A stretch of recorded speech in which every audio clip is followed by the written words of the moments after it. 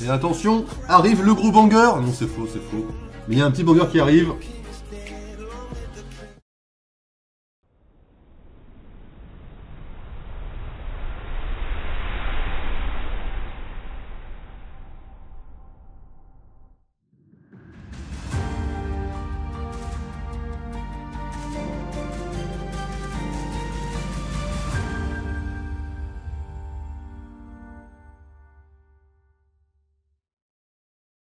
Alors, il n'y a pas de service de réclamation ici. Voilà. Oui, bah écoutez, il y a eu un an de pause. Je me suis dit qu'il fallait que j'arrive avec quelque chose. Parce que si j'arrivais après un an avec rien, j'allais me faire insulter. Voilà, donc je suis parti du principe que si je faisais rien après un an de 5 ans, 5 ans de pause, je pouvais aller me faire foutre en fait. Voilà, donc j'ai réfléchi un peu, je me dis réfléchis un peu ce que tu peux faire et voilà. Bon, c'est aussi propre que la musique. Super message dans le chat, ça me touche énormément. En effet, c'est aussi propre que la musique. Ok, bon. Écoutez, bonjour à tous, bonjour à toutes. Sur Twitch, sur YouTube évidemment avec les rediff. Et si j'y arrive, si j'ai le temps et tout ça, évidemment, bonjour à Spotify. Voilà, parce qu'on essaiera d'être en podcast sur Spotify, chose qui n'est pas encore faite, mais qui sera potentiellement poussée d'ici les prochains mois. Ok, bon. J'ai fait comme les journalistes hier, entre 19h et minuit, j'ai préparé des feuilles Bristol. J'ai préparé l'entièreté des scènes qui vont apparaître dans ce petit cadre vert tout pourri. Voilà. Bon, à gauche c'est vide, mais à gauche quand j'essaierai de faire des trucs un peu plus poussés, hein, et qu'il y aura des gens et qu'il y aura une préparation plus faite en amont que 24 heures, bien sûr, hein, parce que j'ai pas du tout préparé ça hier, totalement crevé. Évidemment, mesdames et messieurs, il y aura le truc Discord avec les gens qui parlent, parce qu'évidemment... Alors, faut qu'ils se préparent à se faire insulter, c'est ça les vrais watchers déchus. Bah après, vu les sujets, vu les avis, je pense pas trop me faire insulter. Bah, il y a toujours une possibilité en vrai, c'est... Non, c'est vrai que c'est toujours risqué de se faire insulter sur... Non, en vrai, je vais peut-être me faire insulter sur des gens qui lisent les comics, quoi. C'est quoi le thème du live? Alors... Très bonne question, très bonne transition. Et oui, c'est ça d'être professionnel. Les Watchers déchus, mesdames et messieurs. Parce que bon, la majorité connaissent ici, mais il y en a qui ne connaissent peut-être pas. Parce que c'est les vieux qui connaissent les Watchers déchus. Hein. C'est aussi vieux que les magasins Mammouth en France. Mesdames et messieurs, les Watchers déchus, c'est une émission qui, avant, avait lieu, qui a démarré en 2018, je crois, ou 19. Qu'on présentait avec Hyde, et qui était sur les films et séries Marvel, grosso modo, et DC Comics.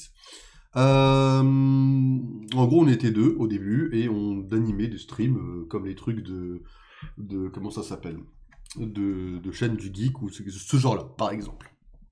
Ensuite, on avait commencé à partir un peu avec les théories sur tout ce qui était WandaVision, etc. Je crois qu'on s'était arrêté au niveau de la sortie de... je crois que c'était à peu près au niveau de Captain America et le Soldat de l'Hiver. Enfin, Falcon et le Soldat de l'Hiver. Je crois qu'on s'était arrêté par là à peu près. Le concept est tellement vieux qu'il date d'une autre chaîne Twitch exactement. Mais bien heureusement, on redémarre correctement ici. On a fait une longue pause.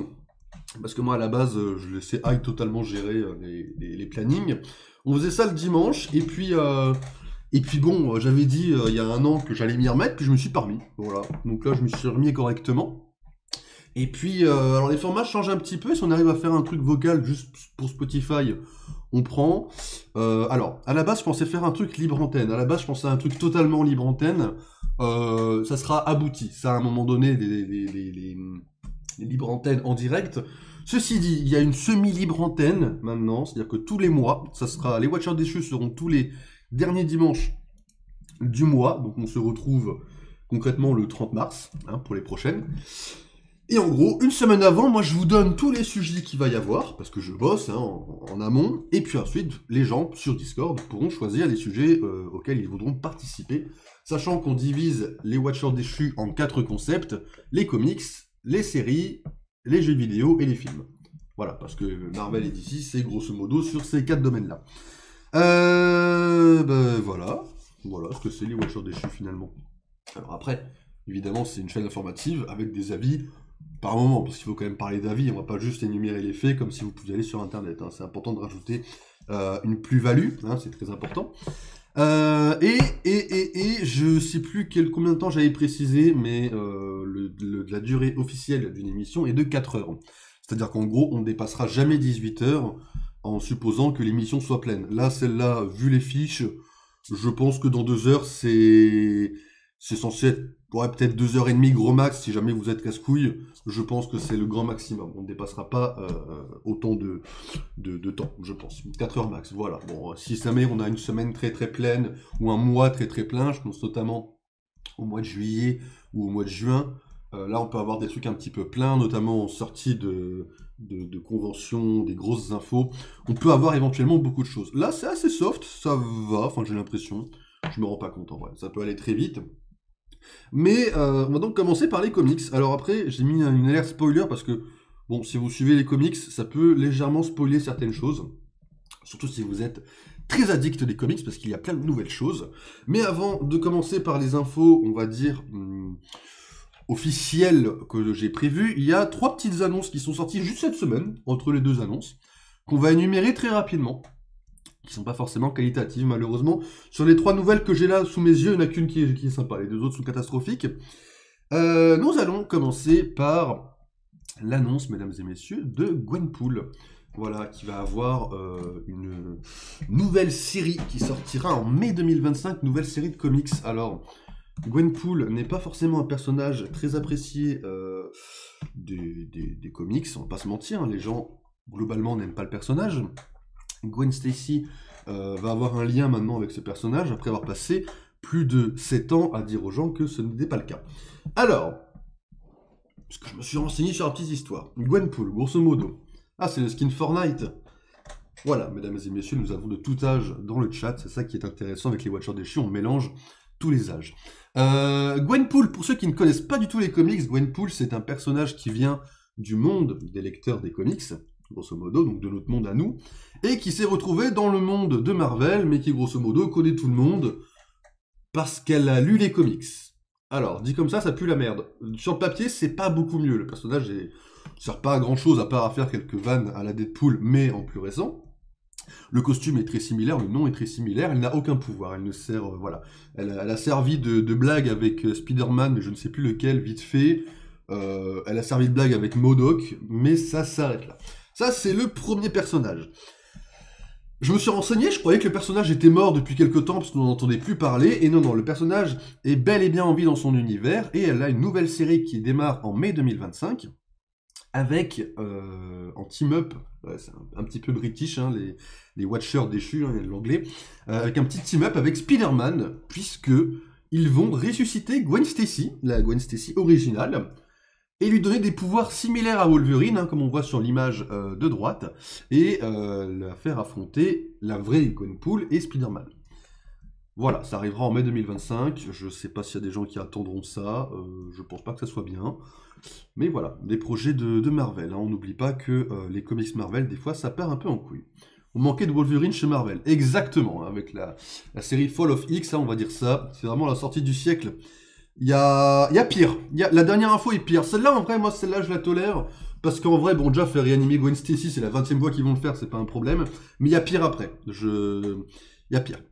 Mais évidemment, entre les 2 infos un peu de merde, sortir Marvel de la tombe. Non, mais après, attends, on va voir comment il s'appelle. Ben Parker, là, qui va sortir, l'oncle Ben, là, qui gère enfin ses gosses. Ah non, mais écoute, je pense qu'ils vont faire ça un peu. Ils vont ressortir les personnages morts et les exploiter pour de vrai. On va avoir un truc sympa, je sais pas ce qu'ils vont faire. Après, je râle, mais je lirai à titre personnel, bien sûr, la série de comics. Puisque Gwenpool, ça peut être, peut-être, potentiellement intéressant. Peut-être qu'ils vont faire un vrai truc. Il faut pas cracher sur la soupe avant qu'elle soit servie, quoi. Je connais pas l'expression exacte. Je lirai pas perso. J'avoue que je me suis... D'ailleurs, on fera comme... excuse-moi, je vais sortir une émission de vieux. Je vais faire comme Estelle Midi, un jour il y aura des sondages, etc. Mais là, je sais pas comment les programmer pour qu'ils apparaissent sur la scène, etc. Mais un jour, on fera des sondages en mode vous lisez pas, etc. Ouais, cool, j'aime bien la première série. Le reste est revenu en arrière sur le perso. J'ai arrêté de lire après MODOK, en vrai. Je crois que c'est là qu'ils ont sorti Jeff, je crois. C'était avec MODOK et Gwenpool, je crois, en plus. Mais non, ça fera sûrement un peu de bruit, je lirai sûrement, mais le reste est revenu. Mais après, le costume a l'air dégueulasse, si je peux me permettre sur l'affiche pour l'instant. Un costume qui, je pense, serait un peu... pas spécialement ouf, quoi. Mais voilà, bon, grosso modo, petite info voilà, qui s'est glissée dans la semaine. Mais on a une autre info, le costume est oubliable. Ça lâche des balles perdues plus violentes que moi, si je peux me permettre.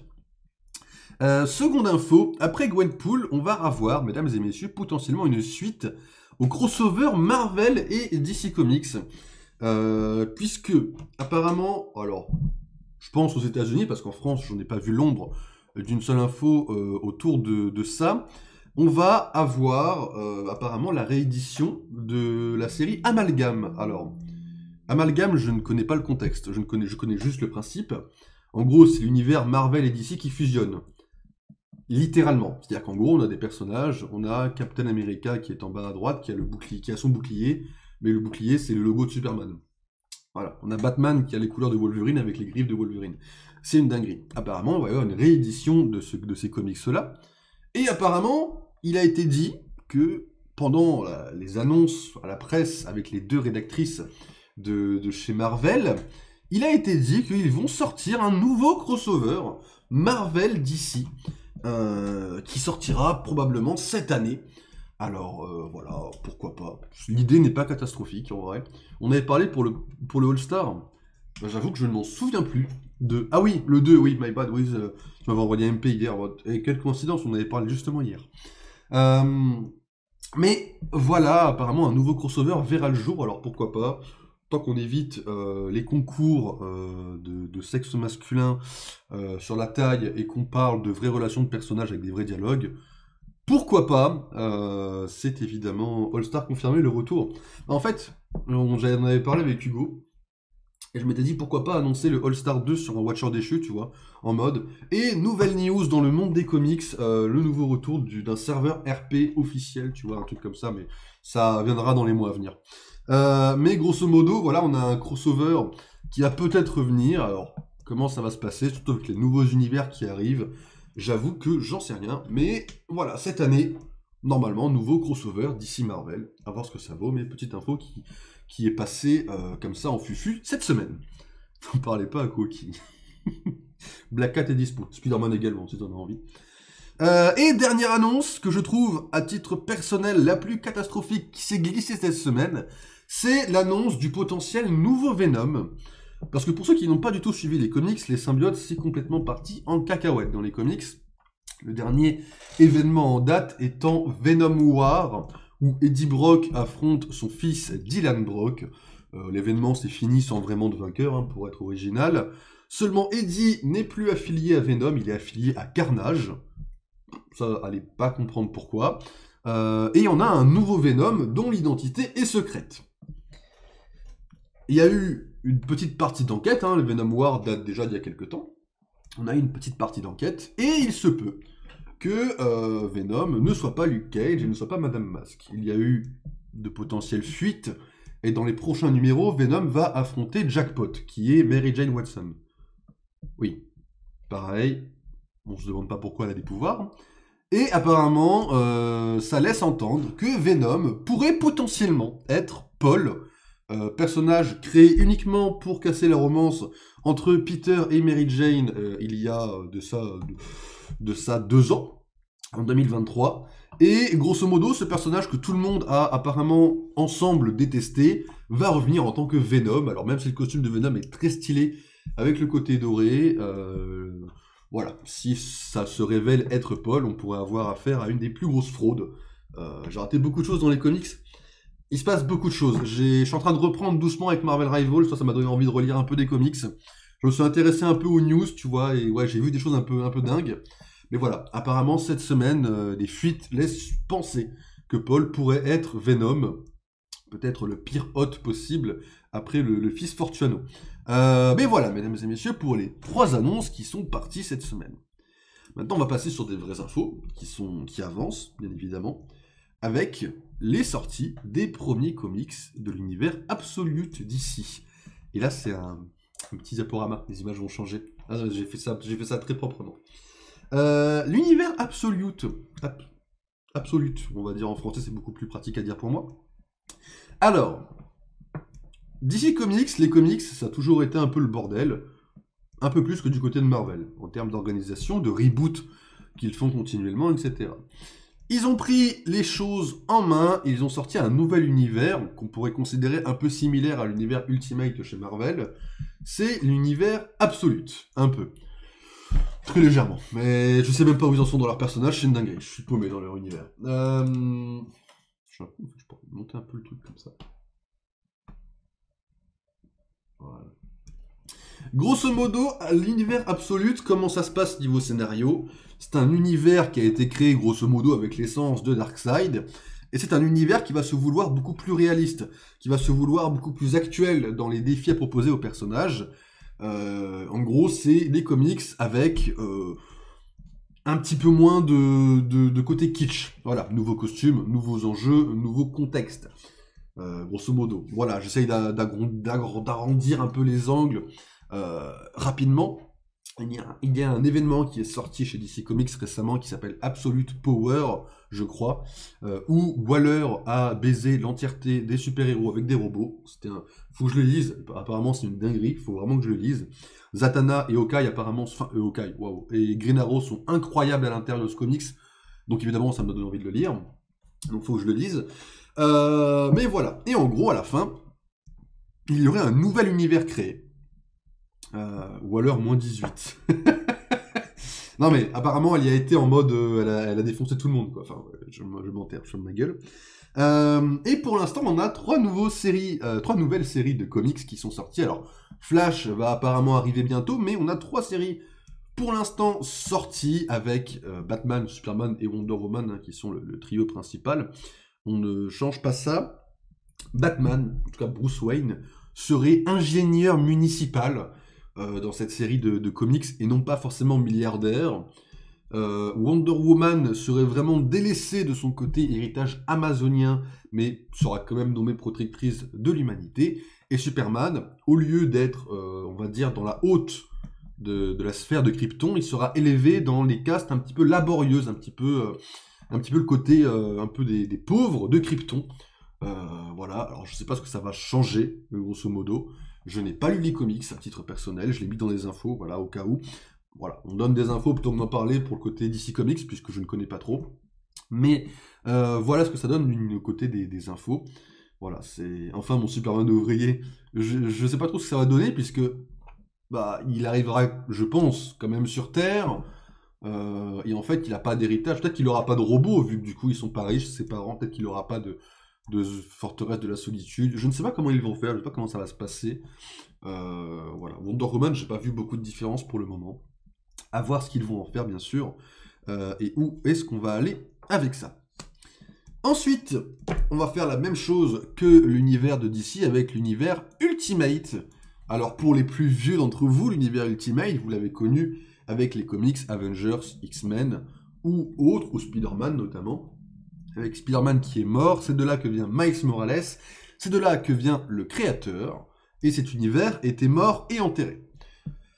Seulement, il y a peu, ils ont sorti un comics où le créateur s'arrange pour recréer l'univers 1610. Alors, il l'a recréé en arnaquant la totalité des Illuminati. Le maker et le based, c'est vrai. Non, c'est vrai que j'aime beaucoup le créateur en ce moment, je me suis plongé un peu, bah, c'est quand j'ai lu justement ce comics-là, d'Invasion, que j'ai vraiment adoré le personnage. Le personnage est allé voir Miles Morales et lui a dit « Bon écoute mon pote, je suis en train de recréer notre univers, si tu veux venir, tu peux. » Parce qu'en fait, ils viennent du même univers. Grosso modo, on est sur quelque chose qui est un reboot d'univers. En gros, c'est juste que l'origine de l'univers Ultimate, c'est le créateur qui a un conseil qui lui obéit, constitué de tout un tas de gens puissants, pour contrôler le monde. Voilà, ça c'est l'origine du nouveau monde Ultimate. Salut Strogoff. Et en gros, dans cet univers, il va y avoir une rébellion, et une fois que le créateur est moins puissant, qu'il n'est pas au sommet de la chaîne alimentaire, on a le vrai univers Ultimate qui va donc reprendre sa place tranquillement, avec des costumes relativement similaires aux comics Ultimate de base. Et donc on va suivre des histoires très différentes. On a 4 comics, on va en avoir 5 bientôt, mais on va dire On va arrondir à 4 comics, 4 séries de comics au lien avec l'univers Ultimate. Ils ont ressorti du coup un univers Spider-Man, en gros, Ultimate Spider-Man, où Peter est marié à Mary Jane, ils ont 2 enfants, et ça avant d'être Spider-Man, avant d'avoir les pouvoirs arachnéides, avant d'être un super-héros. On a une série de comics, je crois qu'ils en sont déjà à la 13e numéro. On a des nouveaux Sinister Six que vous voyez actuellement à l'écran, hein, avec Kraven, Black Cat, Mollman, Mister Negative, le Caïd et Mysterio. Voilà, des designs intéressants, des histoires légèrement clichés pour le moment, mais qui sont quand même pas mal. Kraven actuellement est le méchant actuel de la série. Donc voilà, on a un Harry Osborn qui a une armure très similaire à celle des films de Raimi, et dont l'IA qui est à l'intérieur est son père. Voilà, c'est le père de... C'est Norman Osborn qui est dans l'armure et qui... En fait, l'IA, elle est en train de bully Harry dans l'armure, en fait. C'est un peu une dinguerie, c'est très marrant, quelque part. Mais l'armure est très stylée, j'aime beaucoup. On a un bullseye incroyable dedans, une armure. Ils ont beaucoup d'armure, mais ça rend quelque chose d'assez stylé. Black Bolt, mon baby, t'as dû confondre avec Black Panther, je pense. Black Bolt, malheureusement, n'est pas dans... Il n'y a pas d'inhumains dans l'univers Ultimate, encore, malheureusement, mais je croise les doigts pour les revoir. On a également des comics Black Panther. Alors, Black Panther, on est sur le Wakanda contre Khonshu. Alors, ah oui, sur l'image. Ah oui, bah tu vois, on l'a revu. Parce que c'est un Illuminati. Oui, je vois ce que tu veux dire. Oui, c'est un Illuminati qui a lutté contre le créateur Mori. Ouais, c'était incroyable. Hein. Vraiment, c'était incroyable. Black Panther. Alors, Black Panther, c'est le Wakanda contre Khonshu. On est un peu à l'image de l'événement qu'il y avait eu des Avengers en 2023, où Khonshu voulait défoncer la totalité du monde, et donc surtout Mephisto. Mais là, on a vraiment un univers Wakanda, donc Black Panther, qui va essayer de se battre contre Lord Khonshu, et donc Moon Knight. J'ai pas lu non plus cela. Cela, j'ai pas du tout ouvert. Voilà. Apparemment, il y a une inspiration légèrement du livre, vraiment scénario de Dune, apparemment dans l'univers un petit peu qu'ils essayent de mettre en place. Je ne sais pas ce que ça donne, j'ai vu aucun retour. Autant les gens, je sais qu'ils adorent énormément les Ultimate Spider-Man, parce qu'enfin il est marié à Mary Jane, apparemment les gens voulaient attendre ça, plutôt que Gwen ou Felicia. Hein. Il y a des fraudes partout dans le monde, malheureusement. Mais voilà, apparemment Black Panther, j'ai vu aucun retour. Peut-être c'est bien, je ne vais pas me porter garant de cet univers. On a un univers X-Men. Alors X-Men, c'est pareil, on est parti sur quelque chose de très différent. Apparemment, la leaduse du groupe, c'est Armor, que je connais grâce à Marvel Snap. Voilà. Et avec ces X-Men, ils sont au Japon. Voilà. Et comme vous le voyez sur l'image qui vient de passer, on va avoir une nouvelle série, Wolverine, qui va se dire Ultimate Wolverine, où Wolverine aura le rôle du soldat de l'hiver. Voilà. Ça aura été une arme pour le créateur, pour tuer des gens qu'il n'aimait pas. Et donc on va suivre ça. Bon, le costume est incroyable, à voir l'histoire. J'ai vu passer du Mystique dans le comics, je n'ai pas encore lu. Mais voilà, je pense que celui-là, je peux vous le conseiller sans prendre trop de risques. Et enfin, on a évidemment la série Ultimate, avec les Ultimates, qui sont les Avengers de ce monde, qui vont lutter contre le conseil de direction mondiale du créateur. Parce que le créateur, grosso modo, n'existe plus pour l'instant. Mais son conseil avec les dirigeants de ce monde existe encore. Dans ce monde, le Docteur Fatalis est gentil. Parce que le Docteur Fatalis, en réalité, sous l'armure, c'est Reed Richards. Voilà, parce que le créateur l'a enfermé dans une armure. Celle de Fatalis. Voilà. Non, je pense que le monde a un très gros potentiel sur cet univers. Et on a bientôt fini avec les comics. Je le mets en premier parce que c'est la partie, on va dire, la moins intéressante, on va pas se mentir, hein, les comics. Avec l'événement One World Under Doom. Donc en français, ça fait un monde sous Fatalis. Hein, c'est beaucoup plus pratique en français. Puisque Fatalis est le nouveau méchant de l'univers Marvel sur toutes les plateformes connues, que ce soit malheureusement Fortnite, que ce soit Marvel Rivals, que ce soit le MCU, et que ce soit maintenant les comics avec le Docteur Fatalis en tant que nouveau sorcier suprême. Voilà, grosso modo, il a arnaqué Strange, je vous la fais très courte, hein, parce que sinon il faudrait que je raconte l'événement Blood Hunt.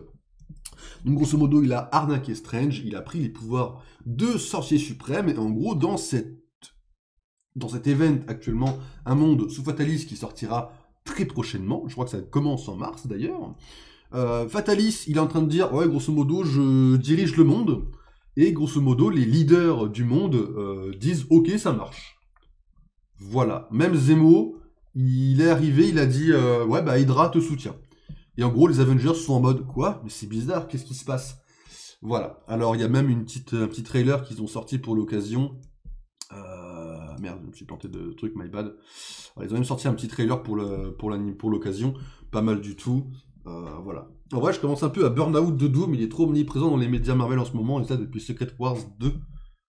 Secret Wars 2? Je ne l'ai pas celui-là. J'avoue que je l'ai pas, Secret Wars 2. À part que si tu me parles vraiment de.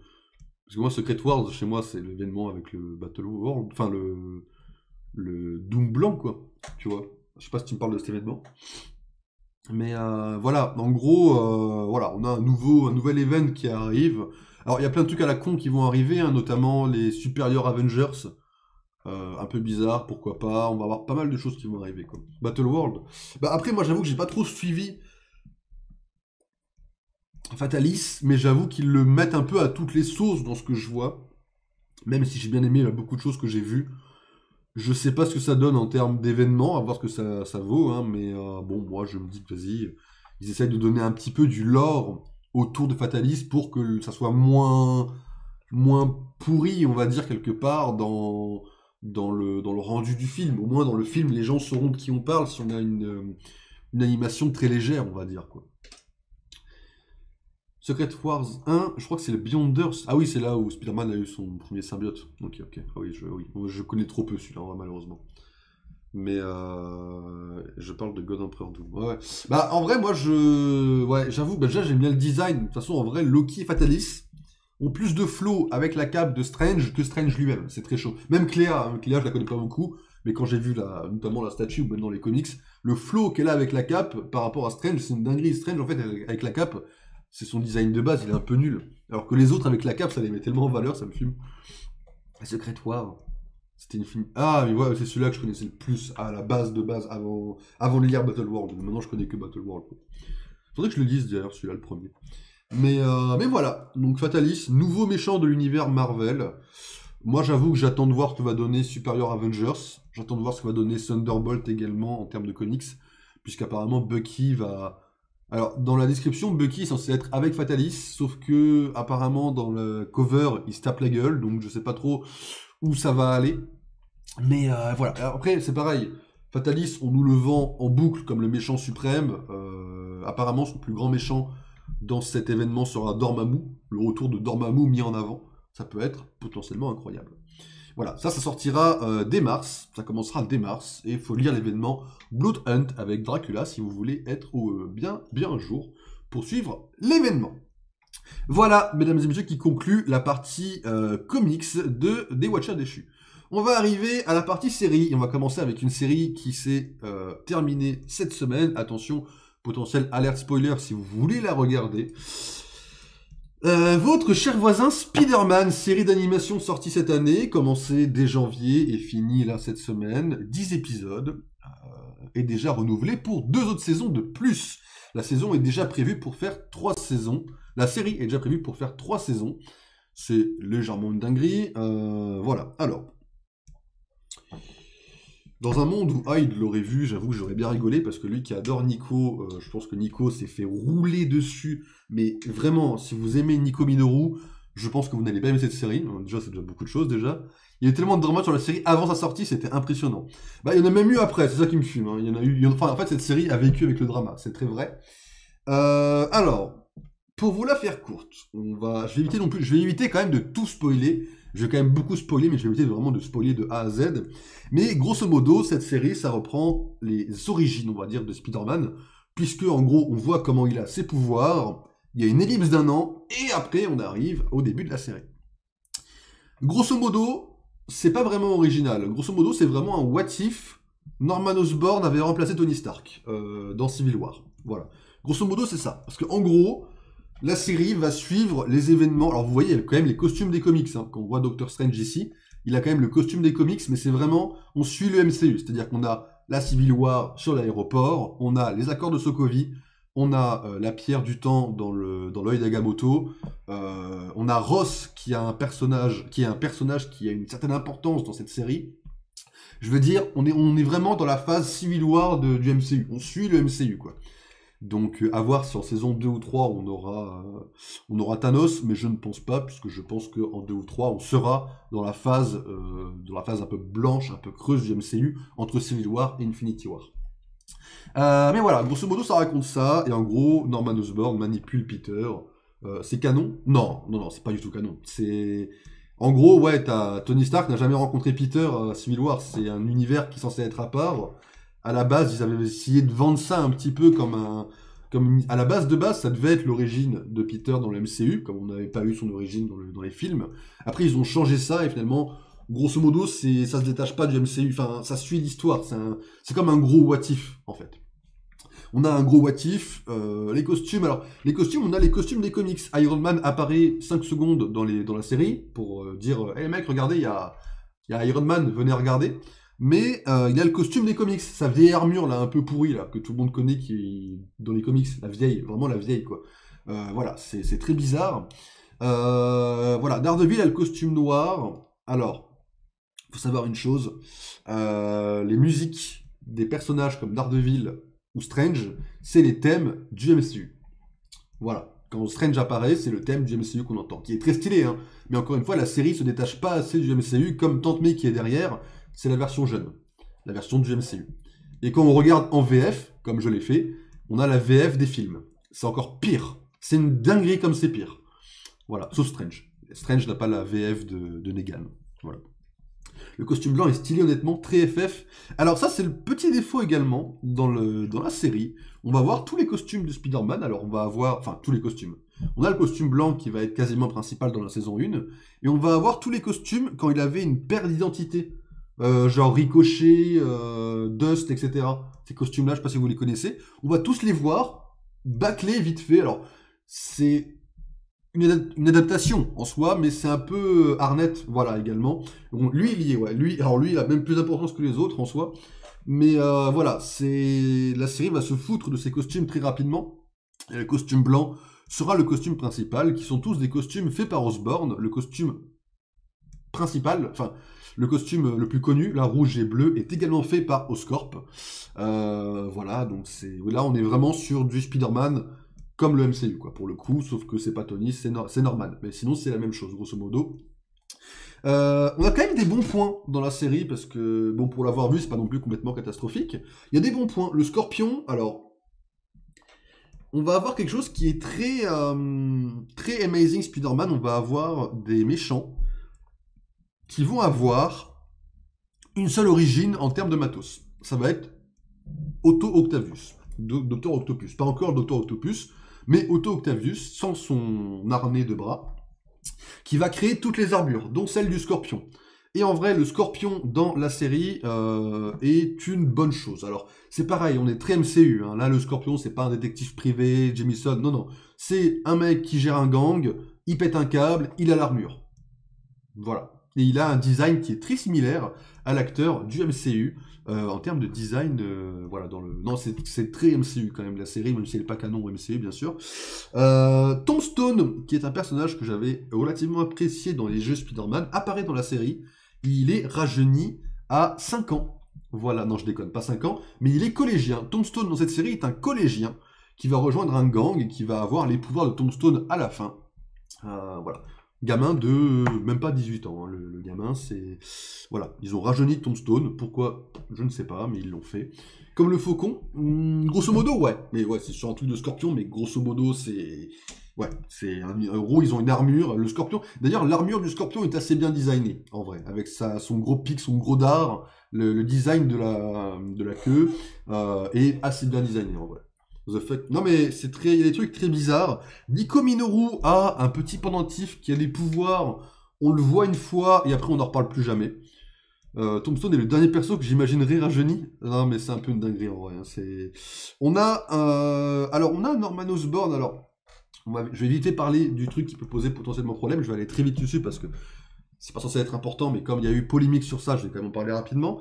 Norman Osborn est noir. Alors, Norman Osborn dans la série, pardon, en perso noir, ce n'est pas un problème. Harry, son design n'est pas un problème, même s'il est moche. Le problème, c'est que Harry est écrit comme un gamin de 15 ans, donc il casse les couilles à tout le monde. Le problème du changement principal, c'est que Dr. Connors Alors, le fait qu'elle soit noire, je m'en tabasse les reins allègrement. Par contre, c'est devenu une femme. Là où le Dr Connors, moi, je la voyais plutôt comme un... Enfin, le Dr Connors, à la base, je le voyais comme une figure parentale, un petit peu pour remplacer Ben avec Peter, parce qu'ils aiment la science, ou qu'ils traînent avec lui un peu comme un papa de substitution, on va dire. Ils l'ont remplacé par une femme, mais comme il est encore May dans sa vie, voilà, c'est un peu bizarre d'avoir fait ce choix, ça change un peu leur relation. Mais bon, pour l'instant, elle apparaît pas beaucoup, elle a apparu 5 secondes pour un stage chez Oscorp. Oscorp, c'est un peu bizarre dans cet épisode, enfin dans cette série. Je sais pas ce qu'ils ont fait avec Oscorp. Il y a un scientifique semi-important qui est un semi-connard, mais on va pas aller trop loin. Il y a Amadeus Cho, il y a une Wakandienne et il y a Jeanne, je crois qu'elle s'appelle Jeanne, qui a un lien avec Daredevil. Enfin, il y a des personnages un peu secondaires à Oscorp, je sais pas trop ce qu'ils ont voulu faire avec ça. Mais bon, je suppose qu'on aura Hulk, le Black Panther et je sais plus comment elle s'appelle, la copine de... je sais plus comment elle s'appelle, la copine de Daredevil. D'ailleurs, Daredevil, au passage... Alors, déjà, l'animation est moche, à titre personnel, bien sûr. Je trouve l'animation assez catastrophique et les combats manquent de fluidité. Mais sachez que le combat contre Daredevil est assez bien, et le fait que Daredevil gagne, c'est une bonne chose. Oui, non, mais je spoil ça allègrement aussi. Voilà. La série fait 10 épisodes. 10 épisodes. Alors, sachez une chose. La série fait 10 épisodes, mais la série n'avance pas. Et c'est le plus gros défaut de la série. La série prend tellement son temps, c'est tellement court les épisodes, que ça ne raconte rien. Voilà. Voilà. Il y a beaucoup de teasing à la fin. Le dernier épisode balance tous les teasings du monde. Genre Nico Minoru avec ses pouvoirs, Octopus avec ses bras, Norman en connard, Daredevil qui est... D'ailleurs, enfin, bref, voilà. Donc il balance tout ça à la fin. Voilà. On n'est pas forcément dans l'univers Spider-Man. En plus de ça, le dernier combat, c'est un team-up avec Doctor Strange contre un symbiote. Tu sais pas d'où ça sort. Alors évidemment, oui, t'as un symbiote à la fin. Waouh, Venom en saison 2, déjà, c'est un peu tôt. Mais voilà, beaucoup de choses un peu bizarres. L'origine de Peter, grosso modo, c'est qu'au début de la saison, il se fait piquer par une araignée et t'apprends dans le dernier qu'en fait, c'est un voyage dans le temps qui a fait ça. Donc tu te retrouves avec le dilemme de l'œuf et de la poule. Et grosso modo, c'est un peu nul, je trouve. C'est un peu éclaté, mais bon. Voilà. Et cette série, qui est quand même relativement... Je vais pas dire pas aimé. J'ai vu des avis très positifs et des avis très négatifs. Disons que cette série, qui ne fait pas du tout l'unanimité en termes d'incroyabilité de la série, a déjà été renouvelée pour une saison 2 et 3. Étonnant, mais pourquoi pas.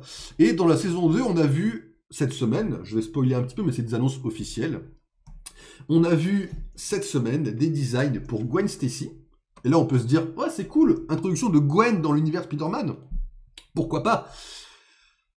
2 heures après, ils ont sorti les designs pour Spider-Gwen. Voilà, donc en saison 2, je suppose qu'on aura Spider-Gwen et Gwen Stacy. Déjà. Pourquoi? Je sais pas. Voilà, voilà. Un voyage dans le temps reste une origine moins bordélique que ce qu'ils ont fait dans les comics. Ouais, mais tu vois, enfin, des fois, faut pas changer. Laisse l'araignée, enfin, laisse Spider-Man se faire piquer et on en parle juste plus de l'araignée, tu vois. Dis-moi qu'elle est blonde et blanche, je parle de la cuisson de la baguette. Là, mais après, oui. Après, par contre, alors, autant Gwen, c'est littéralement la Gwen des comics, et encore, elle n'a pas, les couleurs des comics, et elle n'a pas le serre-tête iconique. Par contre, le costume du Spider-Gwen, je le trouve moins bien que celui qui, on va dire, est clean dans les comics, quoi. Mais bon, je vais éviter de critiquer. En fait, le problème de la série, c'est déjà qu'elle ne parle, enfin, elle raconte pas grand-chose, elle raconte rien, grosso modo. Elle suit trop le MCU. Et en plus, dans la com, ils te mettent en avant Daredevil et Doctor Strange, parce que sinon, tu regardes pas, quoi. Voilà, quoi. Moi, j'aime Gwen que quand elle craque, ouais, comme le pain, quoi. Ok, allez, on va changer ça tout de suite, parce que là, on me rappelle des souvenirs très douloureux. Prochaine info sur les séries, mesdames et messieurs, c'est Daredevil, la série Daredevil. Je parle de son coup, vous inquiétez pas, les enfants, mais oui, c'est ça. C'est une dinguerie, votre truc. Daredevil, mesdames et messieurs, nous avons eu des infos, alors... Ça tombe bien là, ça tombe bien. C'est une dinguerie, votre imagination par moment. Daredevil, mesdames et messieurs, nouvelle série qui apparaîtra sur Disney Plus pendant le mois de mars. Alors, au prochain Apple Award, au prochain Watcher Déchu, on pourra parler de Daredevil, puisque la série aura commencé, mais elle ne sera pas terminée. Donc on parlera de la saison en cours et on pourra théoriser potentiellement sur la suite de la série. Alors, Daredevil, ça sort le 4 mars, et ça commence avec 2 épisodes. On a beaucoup de choses teasées un petit peu via la série. Alors, on a même un trailer de sortie, hein, il y a 2 jours. Alors, 4 mars, 2 épisodes et des annonces. Quelle annonce on a eu? On a eu notamment le retour officialisé de Swordman, de la série Hawkeye, qui est joué par le mec de Breaking Bad, dont je ne retiens jamais le nom. Je crois que c'est Brett Dalton, mais je confonds peut-être le nom avec quelqu'un d'autre. Alors, c'est Jack Dukens dans la série Hawkeye, le mec avec l'épée qui est trop stylé sa mère. Il apparaîtra dans la série Hawkeye, dans la série Daredevil, c'est officiel. Bon, sachant que c'est un des meilleurs personnages de la série Hawkeye, moi je prends.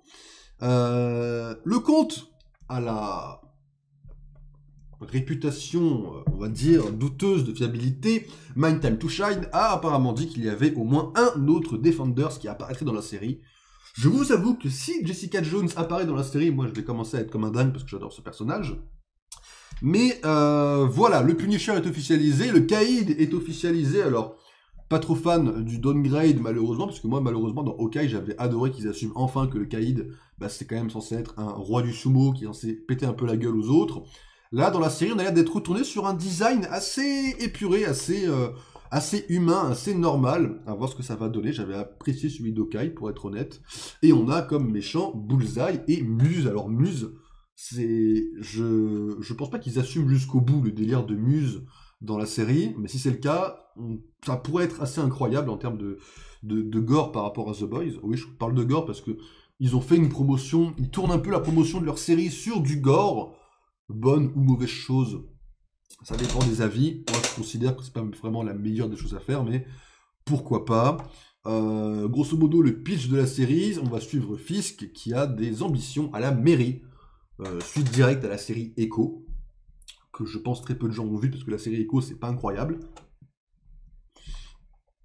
La série est officiellement la suite des 3 premières saisons de Daredevil.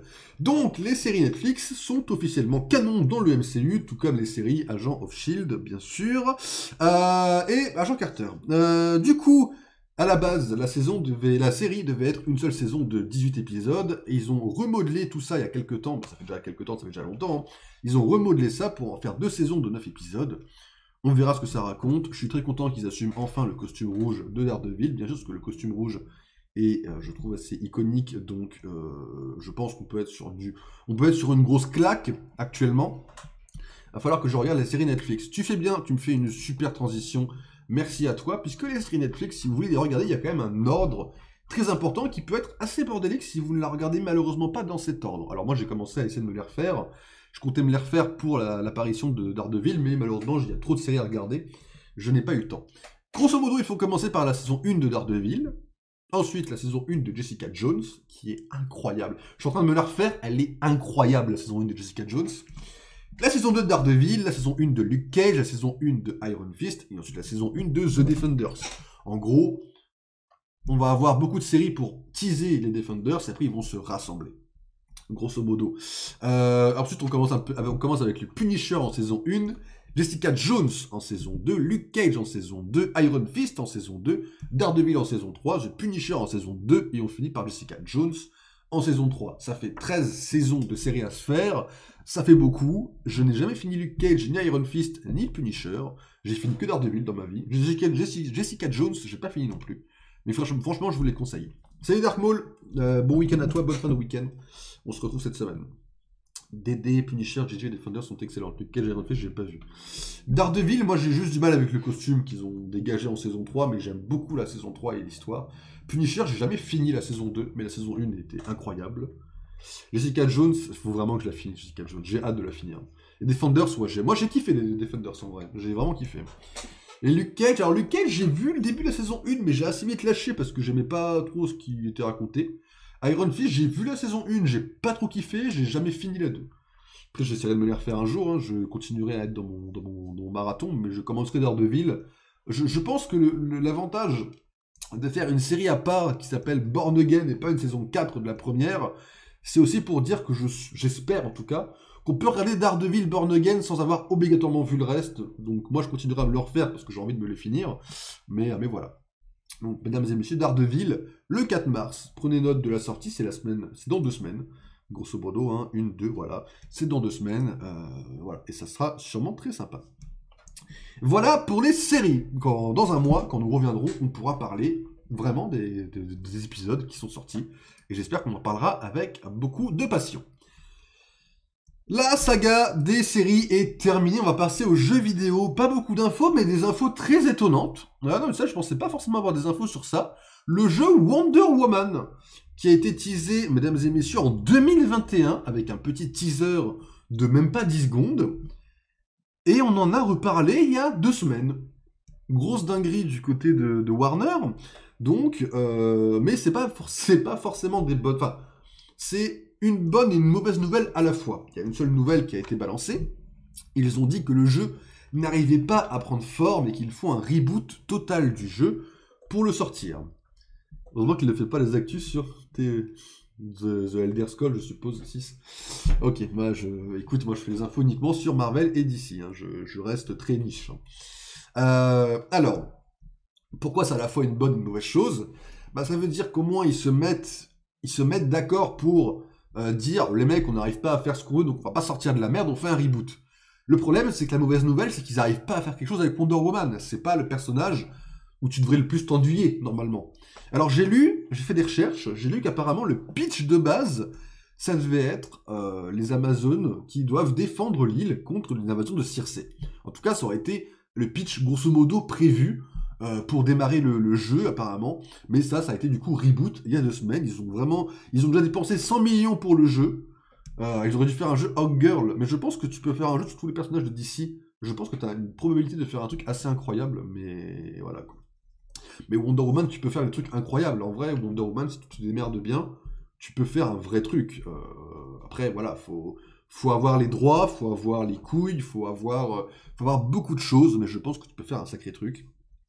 Le truc, c'est que là, en plus de ça, Warner a essuyé 2 échecs d'affilée, malheureusement, entre Multiversus et Suicide Squad Kill Justice League, qu'on aime ou qu'on n'aime pas. Malheureusement, les jeux ont floppé en termes d'argent.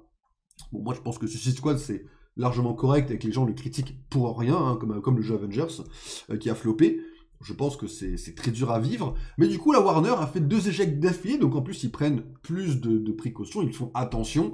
Et donc, ils font attention au jeu Wonder Woman. Ils n'ont pas le droit à l'échec. Moi, quand tu montres le trailer, en tout cas, je trouve que déjà, en termes de modélisation du personnage, c'est déjà stylé. Le lasso, il n'est pas trop brillant, t'as pas un truc en polygone, photoréaliste un peu stylé. Avoir la direction artistique choisie pour animer le jeu. Mais si t'as un truc un peu comme les Batman Arkham en termes on va dire de modélisation ou de style artistique, pourquoi pas. Et donc, en parlant tout de suite après l'échec de Suicide Squad et de Multiversus, on a une deuxième info qui s'enchaîne très rapidement.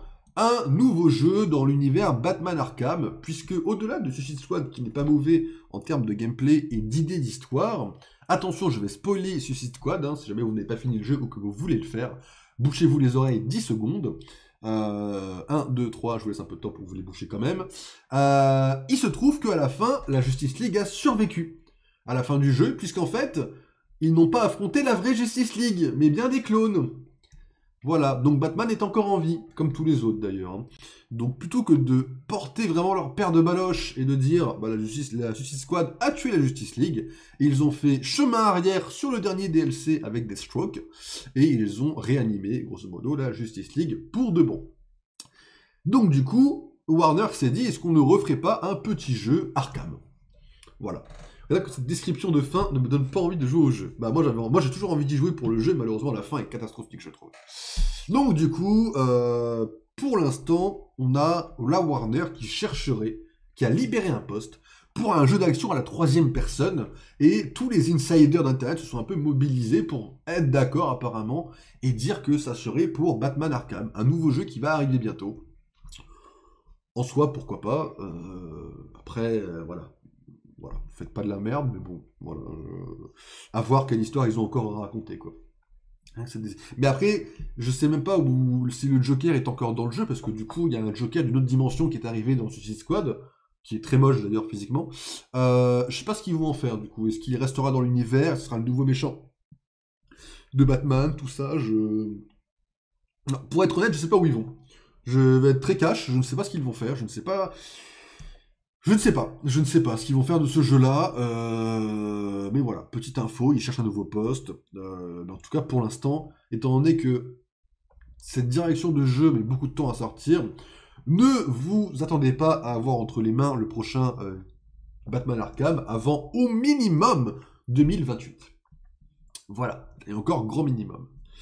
Et ensuite, après avoir parlé des jeux très rapidement, parce que pour l'instant on n'a pas de grosses infos sur les jeux, nous allons parler des films, et j'ai pour vous une première bande-annonce que nous allons voir ensemble, et oui, j'ai préparé une petite bande-annonce pour vous.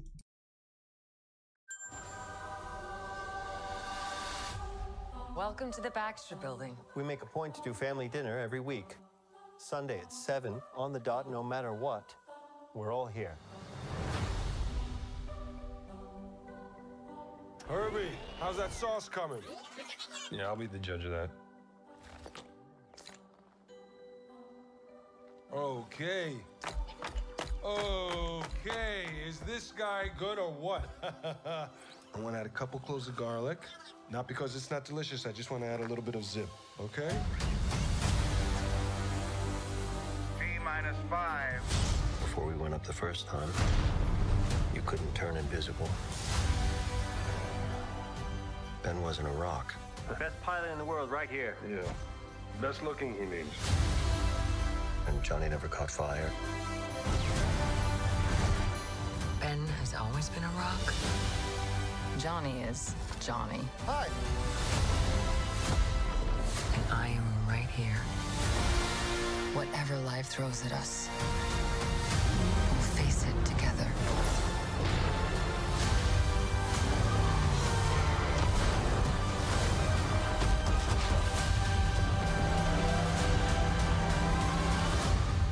As a family.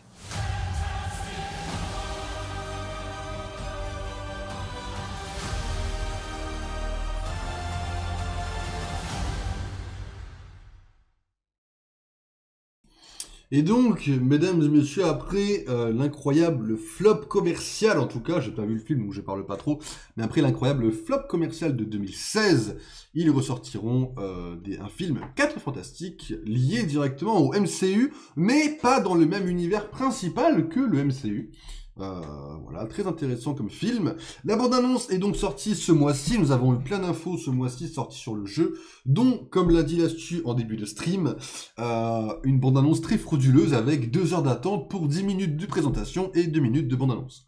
Voilà. Alors, le film sortira donc le 25 juillet, en tout cas aux États-Unis, donc dans ces eaux-là en France, je pense que ça sera sûrement le mercredi d'avant. On est très avantagé sur les films du MCU, parce que ça sort la même semaine, donc on a 2 jours d'avance sur les États-Unis. Ça, c'est plutôt cool pour éviter les spoilers.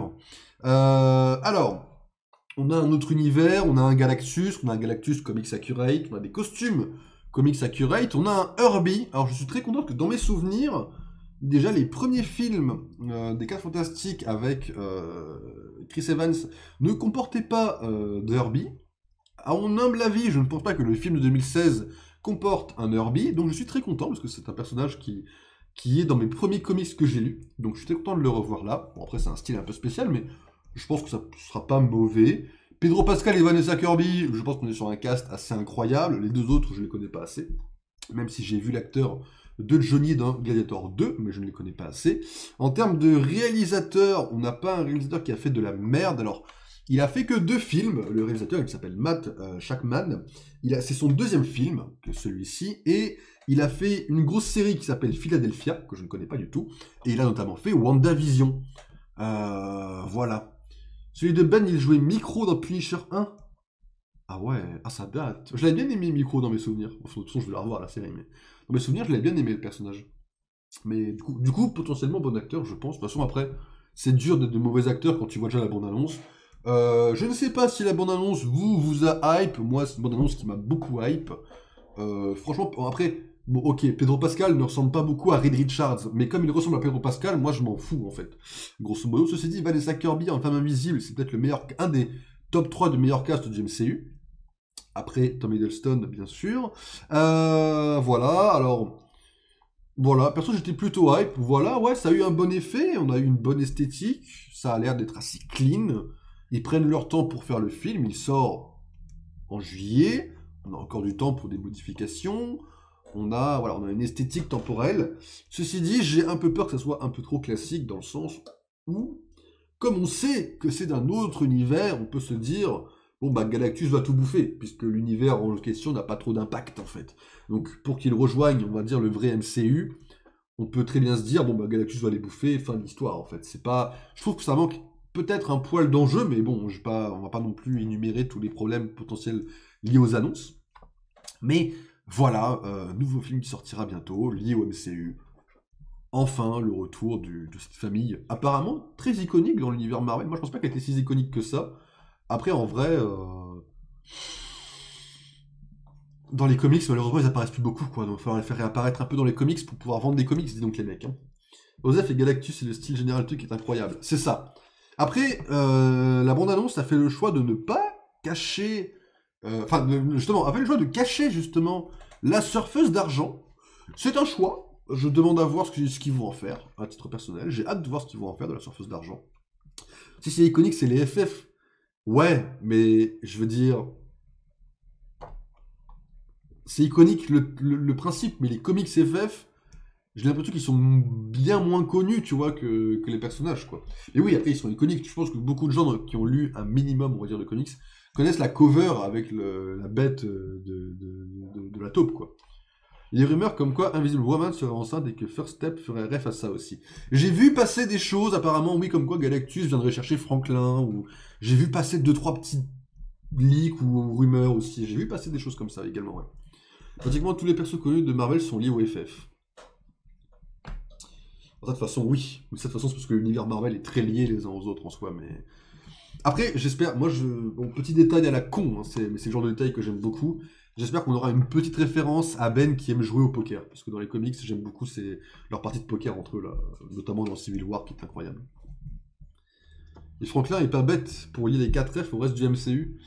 Bah après, en soi, je sais pas ce qu'ils vont faire, parce que si on se fie, on va dire, juste une croissance normale, ce qui n'arrivera, je pense, pas, Franklin mettrait quelques années à avoir l'âge qu'il a dans les comics, c'est-à-dire 5 ans. Bon, un peu plus, j'exagère. Mais ce que je veux dire, c'est que pour qu'il soit intéressant, il faut qu'il soit un poil plus, on va dire, grand. Et je sais pas s'ils feront des ellipses temporelles, ou si ça sera à la fin qu'il aura déjà grandi, et que l'univers, et que le film se passera sur 5 ans. Je n'ai pas vu, alors je vais checker vite fait avec vous, mais je n'ai pas vu hier de... J'ai pas cherché, hein, je vais pas vous mentir. J'ai pas vu de durée du film. Est-ce qu'il y a la durée? Ah, bah évidemment, si je mets Fantastic Four. J'ai pas été voir. On part sur un premier test à 2h30. Incroyable, incroyable. 2h30 de film. J'achète pour l'instant pour un film comme ça. On sait quelle année va se passer le film. Alors, de ce que j'ai vu, le film, enfin de ce que j'ai entendu en tout cas et lu, le film se passerait dans une vibe années 60. Je ne sais pas si ça sera le cas officiel, mais on n'est pas sur une époque 2025, quoi. Pas forcément un problème. Valérie et Franklin, tous deux, ont fait enfant, adulte, ado, enfant... Ah oui.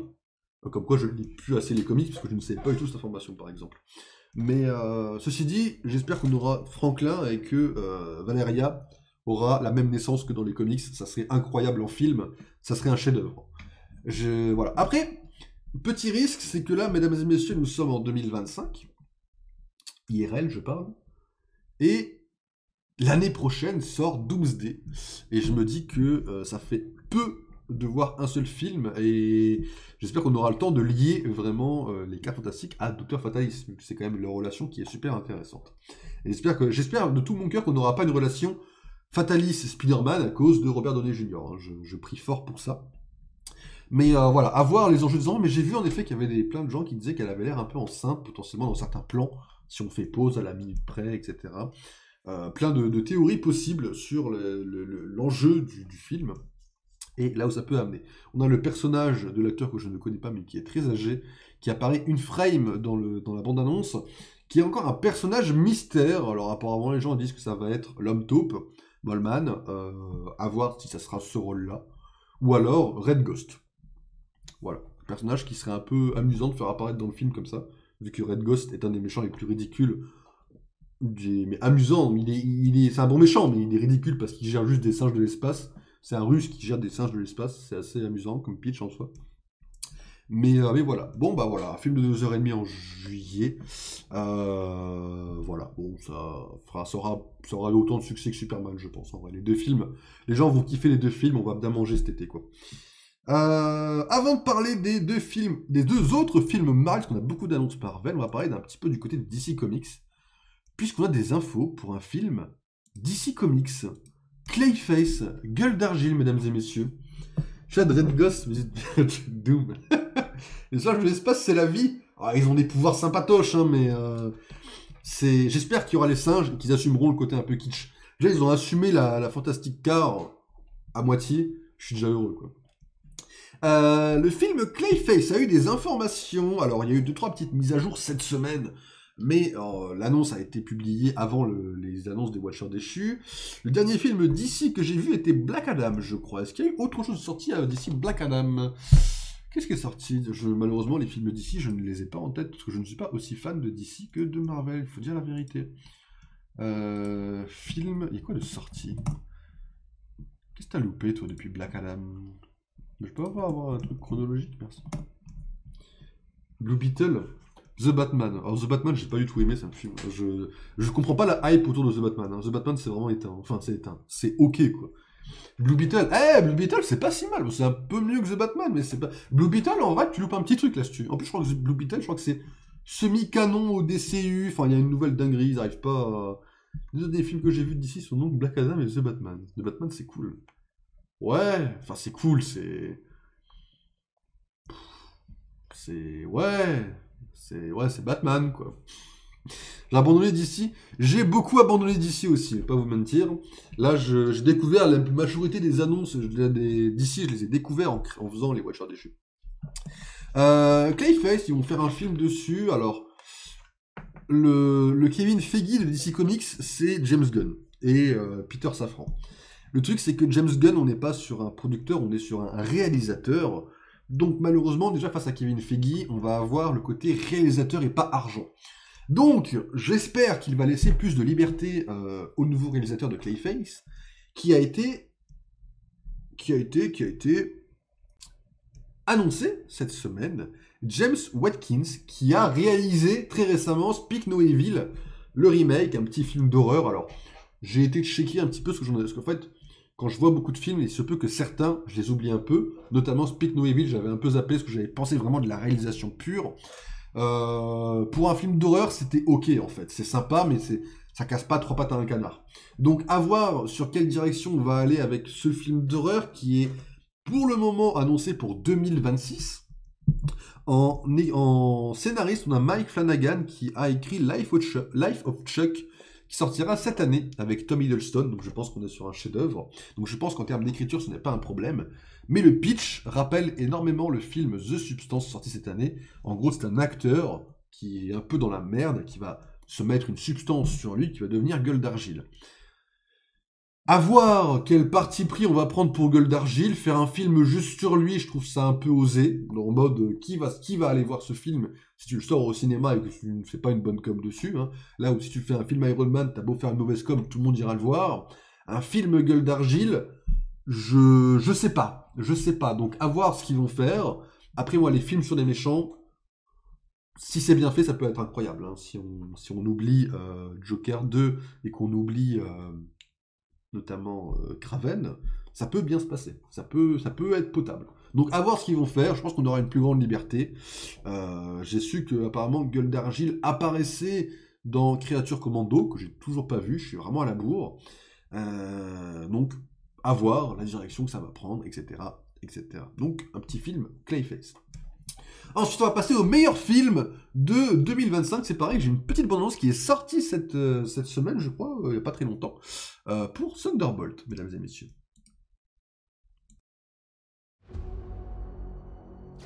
Regardons les choses en face. Les Avengers ne viendront pas. Alors dites-moi, qui sera là pour veiller sur nos concitoyens? Le monde est en danger. Vous allez m'aider à le sauver. Nous? T'es sérieux? Oui, vous. Pourquoi? Vous avez mieux à faire? J'adore ce gars. Aucun de nous peut voler, alors... On fait quoi? On cogne et on tire? Je n'ai jamais vu des gens aussi incompatibles faire équipe. Arrêtez! Stop! Stop! C'est moi, c'est John! On se calme! Mais t'étais où? Quoi? T'étais où? On a tous fait des trucs moches. On peut pas échapper à son passé. Je te parle, on dirait que t'es complètement ailleurs. Alors on a le choix entre agir ou vivre avec nos remords. On fonce dans le tas! Ça sera pas beau à voir. Non, sans deck. Vous avez cru pouvoir sauver le monde? Vous êtes même pas capable de vous sauver vous-même. Je suis pas de taille. Aucun de nous n'est un héros. Yelena, quand je te regarde, ce ne sont pas tes erreurs que je vois. C'est pour ça qu'on a besoin les uns des autres. Ok, c'était très touchant. On est les Thunderbolts! Le nom, ça va pas le faire. Enfin, merci. Notre équipe pourrait être incroyable. Une équipe puissante et glorieuse. Qui fait jaillir la lumière dans les ténèbres.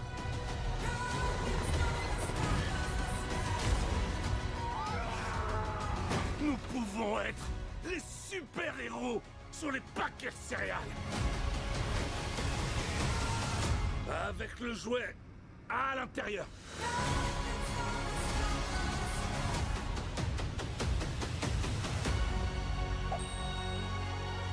Depuis quand t'as pas dormi? Je dormirai quand je serai mort. Je préférerais que ce soit pas aujourd'hui, alors si quelqu'un d'autre pouvait prendre le volant... Et oui, mesdames et messieurs, nous c'est le 30 avril que ça sort, un peu plus tôt que, mesdames et messieurs, les États-Unis. C'est très cool. J'ai oublié que US Agent était dans le film, et US Agent va être incroyable dans le film. Et alors Red Guardian, il a un humour un peu éteint, ça va être un petit peu chaud, mais on va faire avec. Taskmaster, je crois encore au banger. Vraiment, je crois vraiment à un pur banger du côté de Taskmaster. Ça, je pense, sans aucune objectivité, que ça va être le meilleur film de l'année, parce que je vais m'éclater devant ce film, je vais le revoir, encore et encore. Je pense qu'on est sur un pur chef-d'œuvre.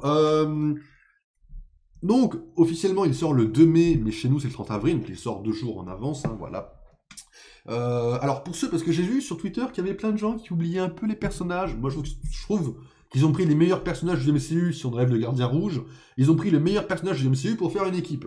Je le rappelle, on a Yelena Belova qui est apparue dans Black Widow et dans Hawkeye, jouée par Florence Pugh, incroyable.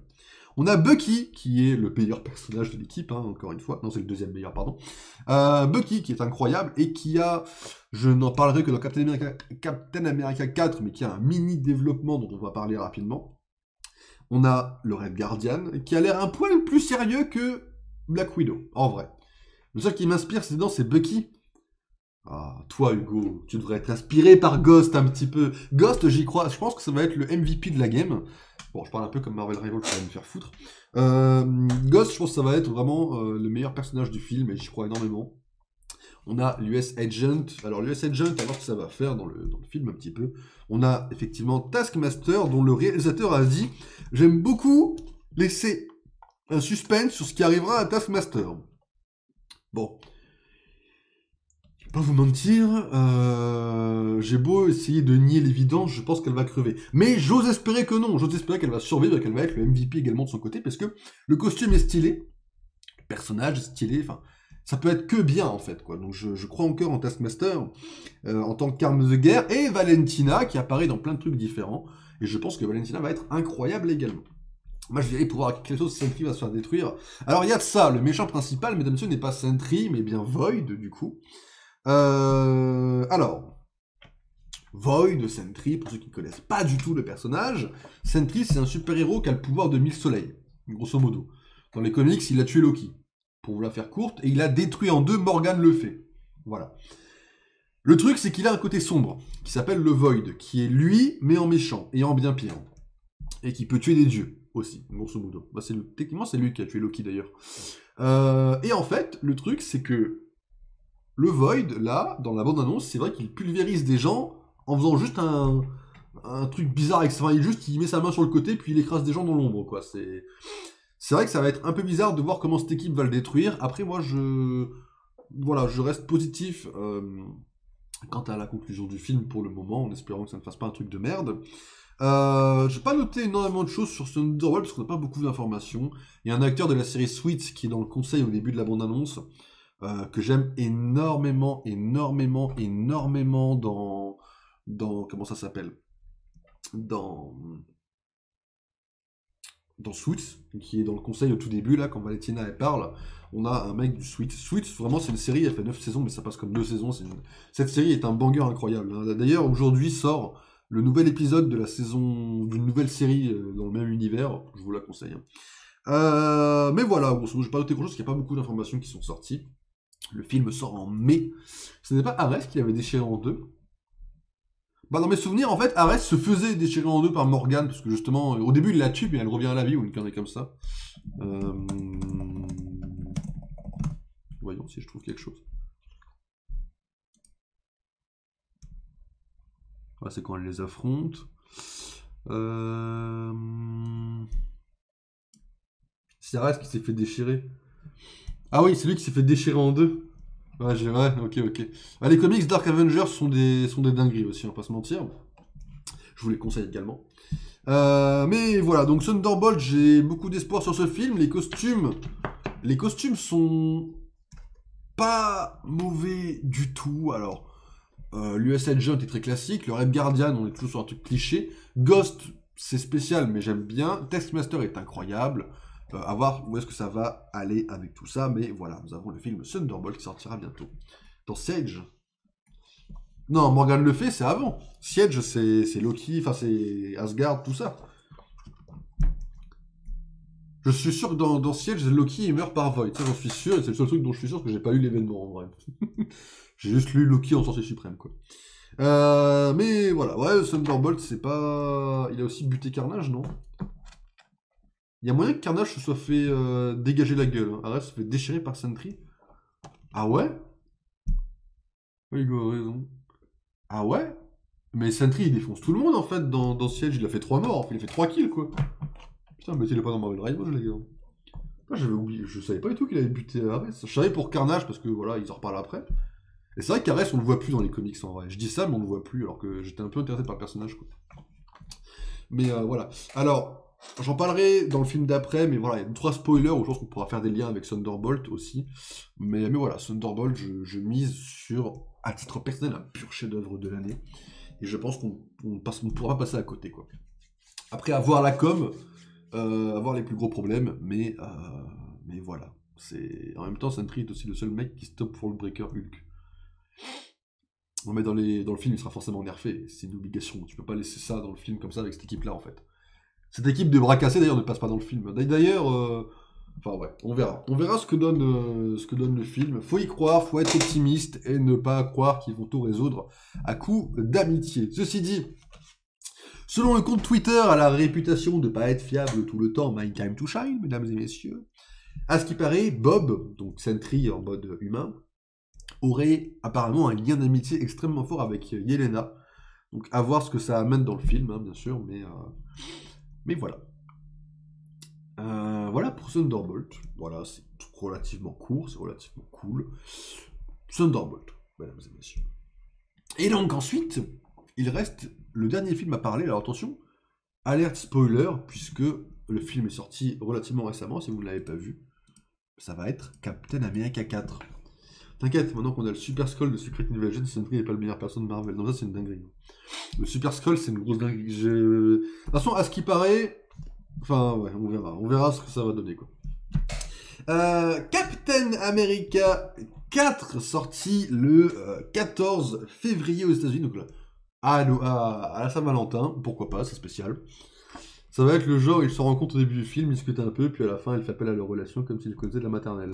C'est une possibilité. J'espère pas. Ça va pas être ça. Faut y croire. Faut être optimiste. Faut être optimiste. Ça va bien se passer. L'optimisme est quelque chose qui ne descendra pas sur Thunderbolt pour moi.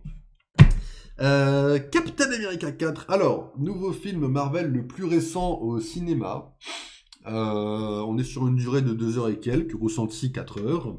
On est sur un film qui raconte comment Ross, en tant que nouveau président, va perdre pied face à la menace du leader, avec un nouveau Captain America alias Sam Wilson, le tout sous la menace du leader et une ambiance à la Captain America 2 très low cost.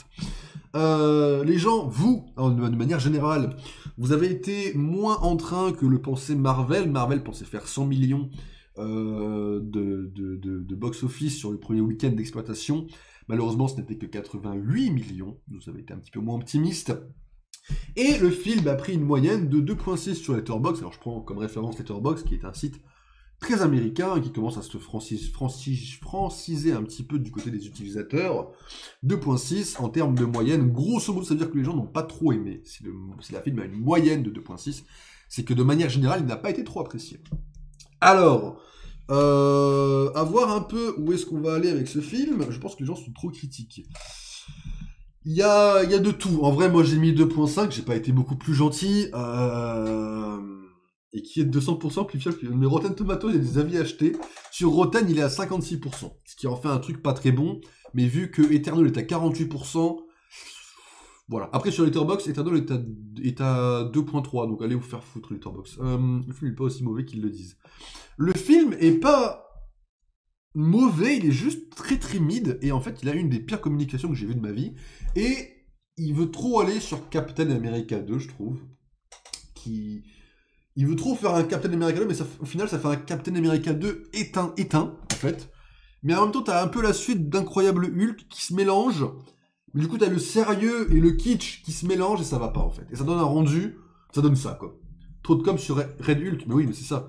Tout le film, alors c'est ça, la majorité du film va se jouer, il y a une scène très intense sur ça, qui va se jouer sur est-ce que Harrison Ford va se transformer en Red Hulk dans un bateau, déclencher une guerre, etc.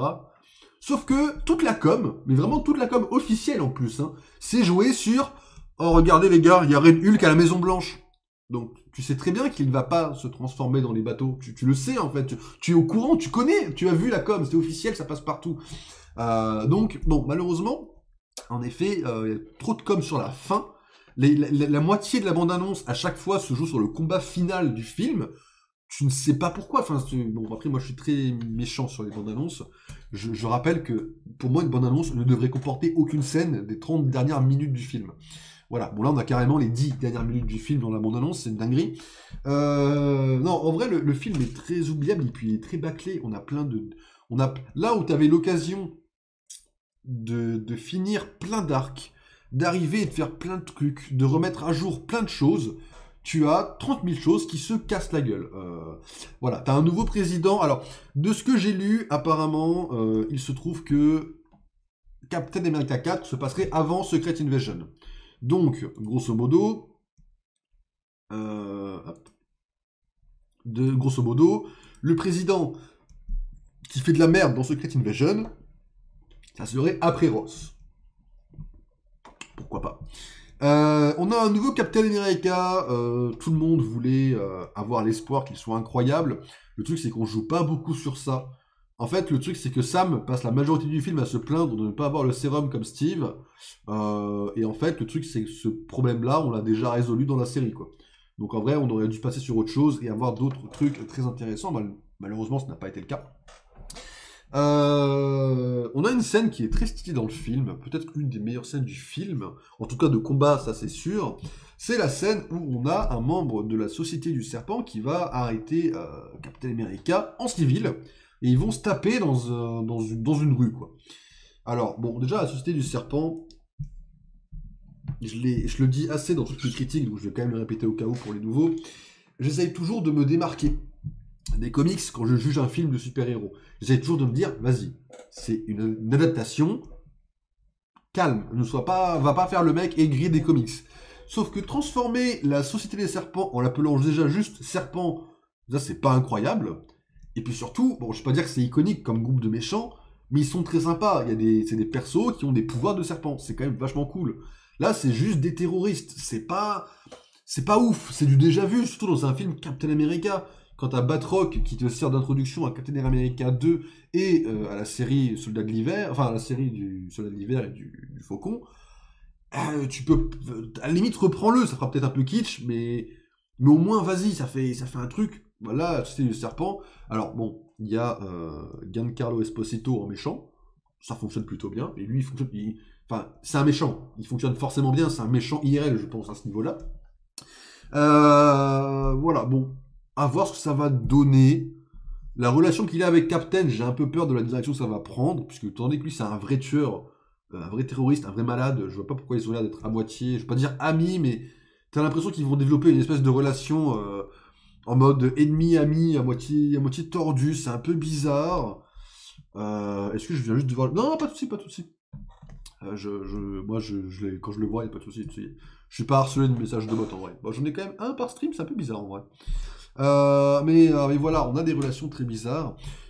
Harrison Ford en Ross, alors c'est très marrant parce qu'ils ont osé recaster William Hurt, mais pas Kang, quoi. Voilà. Alors, Harrison Ford fait le taf en Ross, ça y a pas de souci, Harrison Ford n'est pas un mauvais acteur. Le truc c'est qu'au début du film, il y a une séquence où tu le vois avec la moustache. Et moi, la plus grande question, c'est pourquoi ne pas l'avoir gardé tout le long du film? Parce qu'en fait, je veux dire, Ross n'a pas énormément de choses iconiques, mais la moustache fait partie intégrante du personnage, donc c'est dommage qu'il l'enlève. Du coup, ça fait juste Harrison Ford. Il y a des moments où quand Harrison Ford sourit, je vois Han Solo en fait.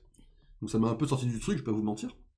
Mais voilà, il fait son taf. Le film a une ambiance d'espionnage très rapide sur les 10 premières minutes du film. Sauf qu'après, malheureusement, Captain America 2, t'as de l'espionnage. Ça va un peu de partout, t'as des plot twists un peu de partout. Là, le plot twist principal est résolu au bout de 10 minutes d'enquête. Du premier coup en plus, hein. C'est vraiment les deux personnages trouvent la réponse en 2 minutes top chrono, paf, paf, hop, on se casse à un endroit, on trouve le méchant. Ça fait un peu bâclé. La veuve noire, alors c'est pareil, il y avait un personnage qui s'appelait Sabra, qui est une mutante qui venait, je crois, d'Israël, si mes souvenirs sont bons. Sauf que le personnage est censé être une pure connasse. Ils l'ont enlevé du film parce qu'il y a les conflits actuels IRL et ils l'ont remplacé par une veuve noire. Alors, au-delà du fait que je trouve l'idée catastrophique parce que à ce niveau-là, bon, ça fait un peu écho avec des problèmes qu'on a eu entre nous en RP, mais à ce niveau-là, tu ne mets plus Hydra dans les films. Parce que Hydra, c'est des terroristes nazis. Voilà, c'est des films, c'est de la fiction. T'as des méchants, c'est normal. Donc laisse le personnage être là, laisse-le avoir son caractère, même si c'est un caractère de connard, quoi. À la limite, juste tu glorifies pas ça, quoi, c'est tout, mais tu laisses le personnage avoir son caractère à lui. Et au-delà de ça, c'est vrai que c'est dommage d'avoir une veuve noire qui n'a aucune explication sur comment une veuve noire, on rappelle les veuves noires dans le MCU, c'est des espionnes, hein, donc même une ancienne veuve noire, tu te demandes comment elle a pu avoir accès à un rôle aussi gradé dans la Maison Blanche, mais bon, ça apparemment on ne revient pas trop dessus, puisque le personnage est extrêmement éclipsé dans le film. T'imagines, tu es dans le MCU depuis le 2e ou 3e film, et quand vient le moment où c'est à toi et que tu vas être utile, tu décèdes. C'est horrible. En plus, ça c'est purement personnel, mais on a eu un message d'amour pour Chadwick dans Black Panther 2. Là, pour William Hurt, on n'a rien. T'as aucun message. Rien du tout. Personne n'en parle dans le film. T'as pas de dédié à William Hurt. Rien. Tu n'as rien. Le film est vide de toute mention de cet acteur. Comme s'il n'avait jamais existé. Donc c'est vraiment une dinguerie ce film sur ce point-là. La fraude reste d'avoir buté Demolition Man en 2 scènes. Mais après Demolition Man, tout le monde s'en bat les reins, tu vois. Faut dire, le mec, il a juste un costume de Wolverine low cost. Personne ne connaît ce personnage. Enfin, si, ok, moi je le connais parce que j'aime bien j'ai lu les comics et qu'il y a eu l'animation Lego cette année. Mais il a eu son rôle dans le film, tu vois. D'ailleurs, il est tué par un des pires personnages du MCU. Mesdames et messieurs, si vous n'avez pas aimé Malekith dans Thor 2, vous n'aimerez pas le leader, qui est aussi nul à chier que Malekith. Déjà dans le design, alors on est loin du design du leader dans les comics, déjà qui était assez incroyable. Là dans le film, il est juste moche. C'est juste une dinguerie, hein. Je ne sais pas comment ils l'ont raté comme ça. Et en fait, surtout, le personnage ne sert à rien. C'est-à-dire qu'en fait, c'est un des personnages qui a du background dans le MCU en off, mais en direct, il ne fait rien. En gros, le leader, mesdames et messieurs, était l'esclave de Ross pendant 13 ans. En gros, Ross l'a arrêté pour les crimes de l'abomination, pour qu'il y ait un bouc émissaire. Il l'a arrêté et il garde le leader dans sa poche pour l'aider à prendre du pouvoir, etc. Il est devenu président grâce au leader, par exemple. Parce que le leader est super intelligent, donc il prévoit les probabilités, etc., etc. Le truc, c'est que quand tu réfléchis à ça, tu te dis, ah, donc Ross avait le leader quand il a pas réussi à capturer la team Captain America, c'est ça?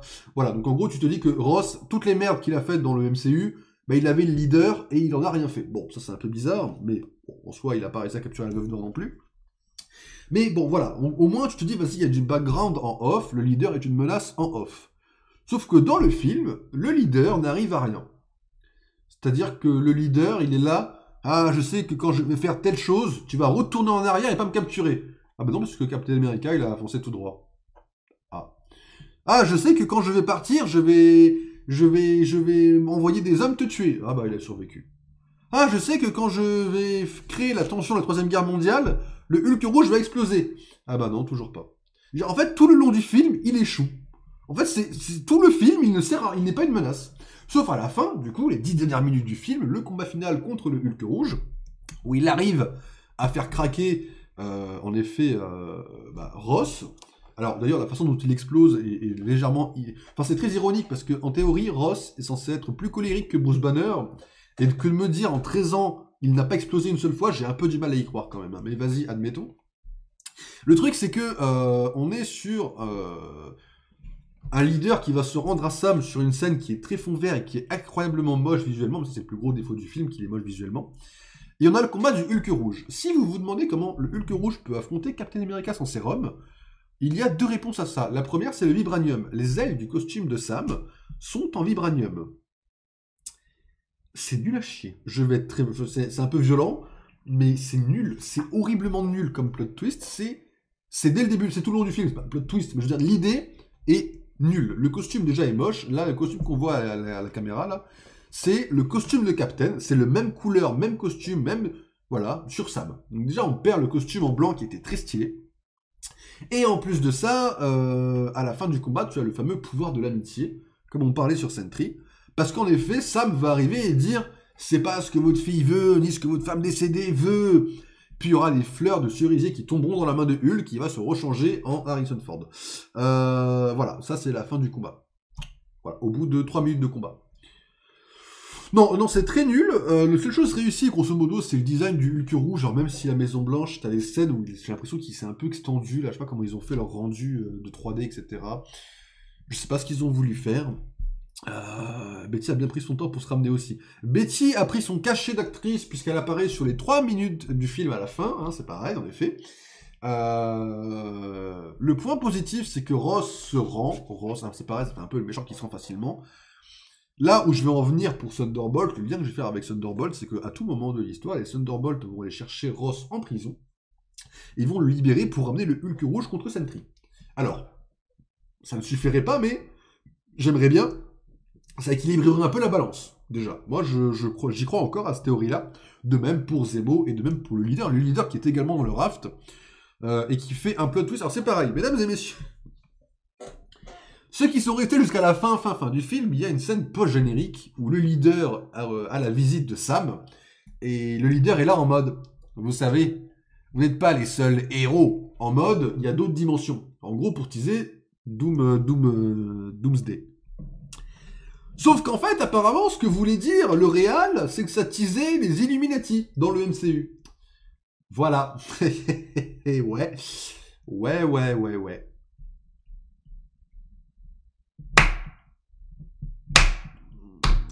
Bref, ils sont partis très en couille. On a plein de trucs comme ça, un petit peu à la con dans le film. Et malheureusement, je trouve que le film est bien, mais... Attends, je l'avais pas cette news. Ah ouais, non, mais elle est sortie cette semaine, là. Black Bolt MCU. Non mais Black Bolt au MCU, j'y crois encore. Hein. Toi t'es un malade, moi j'y crois encore au Black Bolt MCU. Ou à Medusa, je m'en bats les couilles, enfin aux Inhumains quoi. Mais voilà. Non, par contre, c'est vrai que j'ai beaucoup dénigré le film, mais en vrai il y a quand même des bons points. Déjà il y a le bon point d'avoir une ambiance enfin un petit peu espionnage, même si elle est ratée. Dire t'as cette ambiance, ça fait du bien de se reposer un peu les pieds sur terre, parce que là, on a essuyé des films très fantastiques. On a essuyé What If il y a pas longtemps. On a essuyé Spider-Man dans l'animation. On a essuyé Deadpool et Wolverine. Ça fait beaucoup de multivers. Alors, c'est la saga du multivers, je sais. Mais je veux dire, après être parti dans tous les univers, dans l'espace, ça fait quand même du bien de se poser un peu sur Terre, de se poser sur un contexte réaliste. Ça fait du bien de souffler un peu et d'arriver sur... Même si c'est nul, je veux dire, ça fait du bien. Ça fait une pause, ça fait une césure dans leur voyage un peu à la con qui est parti un peu trop loin malheureusement. Medusa, Osef, Black Bolt, MCU. En plus, l'acteur, il est incroyable. Moi, j'y crois encore. Mais non, il y a quand même des bons points sur ça. Captain a quand même des bonnes chorégraphies de combat. Alors, surtout au début et surtout dans la première partie, c'est pas mal. Après, j'ai quand même toujours du mal à comprendre comment il peut lancer. En fait, le truc, c'est que tous les films Captain America te mettent en avant que tu lances le bouclier grâce au sérum pour faire autant de moves à la con. Là, il fait les mêmes que Steve. Et là, tu te dis, mais en fait, Steve, à quoi tu servais dans le MCU? Parce que grosso modo, il fait les mêmes choses que Steve, avec le bouclier. Donc c'est un peu bizarre. Pas forcément fan de toutes les chorégraphies, mais c'est cool. C'est dynamique, etc. Alors, les ailes en vibranium, il faut toujours aller se faire foutre, parce que le truc, c'est qu'en fait, les ailes, quand on lui tire dessus, sur les ailes, il accumule l'énergie cinétique, et puis il explose, comme Black Panther, quoi. Et à part ça, c'est la partie un peu nulle des combats, quoi. C'est là, oh, il y a 30 000 hommes, hop, ils dégagent tous. Ciao, ciao. Bon. Moi aussi, il viendra tuer Cyclope, comme ça, il sera content. Je serai content avec lui. Voilà. Alors, il y a un truc que j'aime énormément dans les scènes de combat. À un moment donné, ils sont dans une scène de bataille aérienne, et Sam va déclencher son petit oiseau, là, Red Wing, et sauf que Red Wing est attaché au bouclier, et donc le bouclier vole. Et donc ça, c'est un des trucs que j'ai préféré dans le film, parce que l'idée, pour le coup, est cool, en fait. Voilà, en gros, le bouclier couvre Sam quand il vole, comme ça. Non, l'idée est très bonne, je trouve, pour le coup. Enfin, une bonne idée de combat original. Voilà, bon, tout le contexte autour de Isaiah. Alors, Isaiah, ils l'ont introduit dans le film, en expliquant suffisamment pour qu'on n'ait pas à voir spécifiquement la série Captain America 2. Enfin, ce qui est rapport, mais je confonds toujours, pardon. Captain America et Soldat d'hiver, on n'a pas besoin de la voir pour voir ce film, en théorie, même si ça rajoute toujours du lore. On a donc Isaiah, mais on n'a pas le gamin qui deviendra patriote, on l'a pas. Et finalement, Isaiah, il a une scène qui est très forte quand il se fait arrêter. Parce qu'en gros, dans le contexte du film, Isaiah va se faire contrôler par le leader pour essayer de tuer Ross.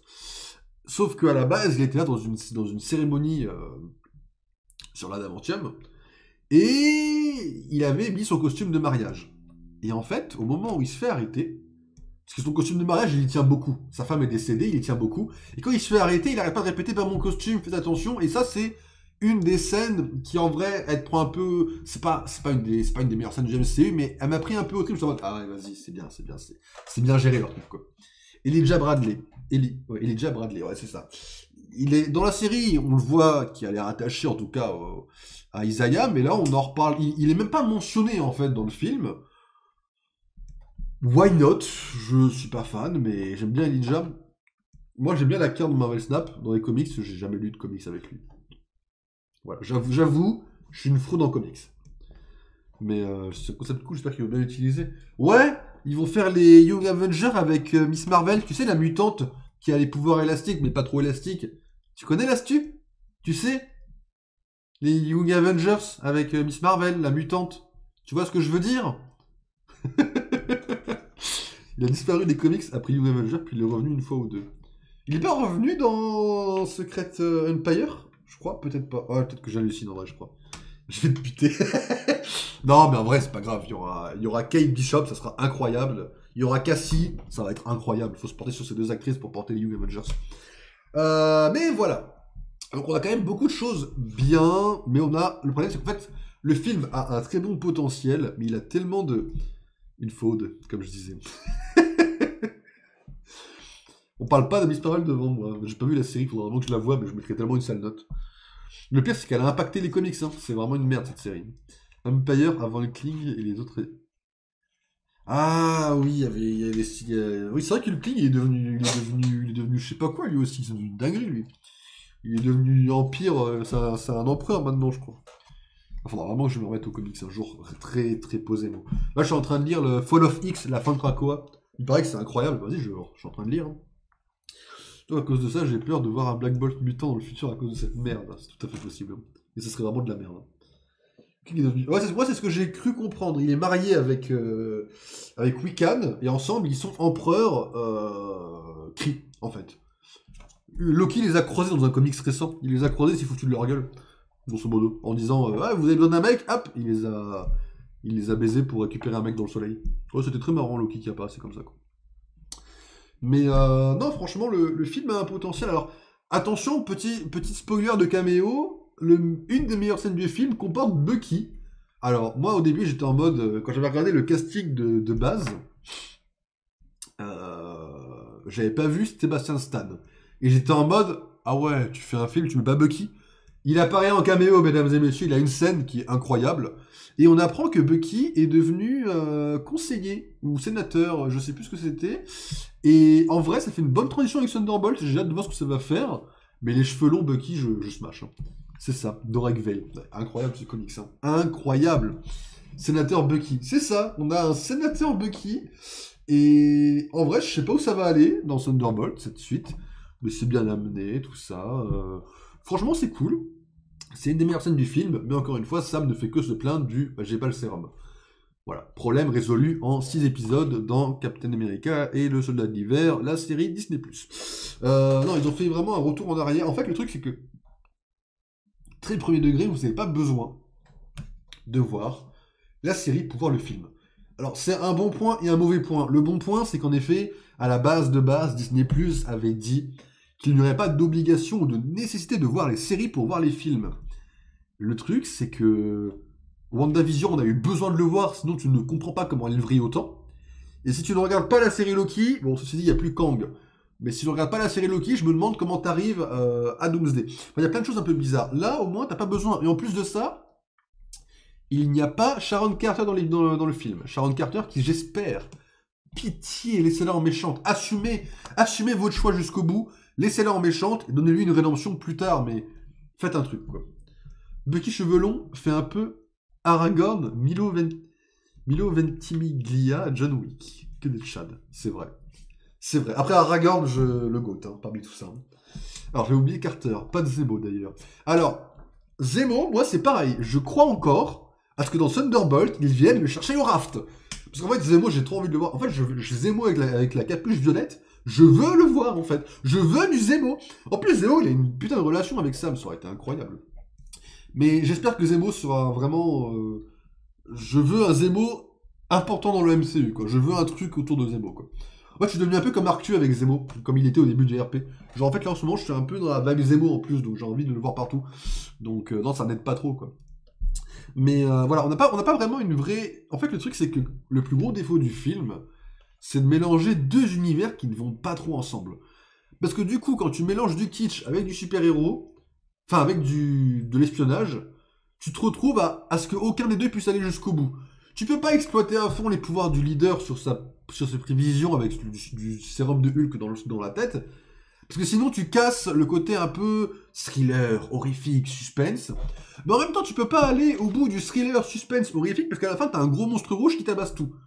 Et en fait, tu te retrouves avec deux univers où tu veux développer Ross, sa femme décédée et Betsy, mais à côté, du coup, tu perds tout l'univers du Captain America. Et ça, c'est le plus gros défaut du film, c'est que le film s'appelle Captain America 4, mais t'es tellement pas dans l'univers Captain America. Je veux dire, Joaquin Torres n'est pas mauvais. Il est juste osef.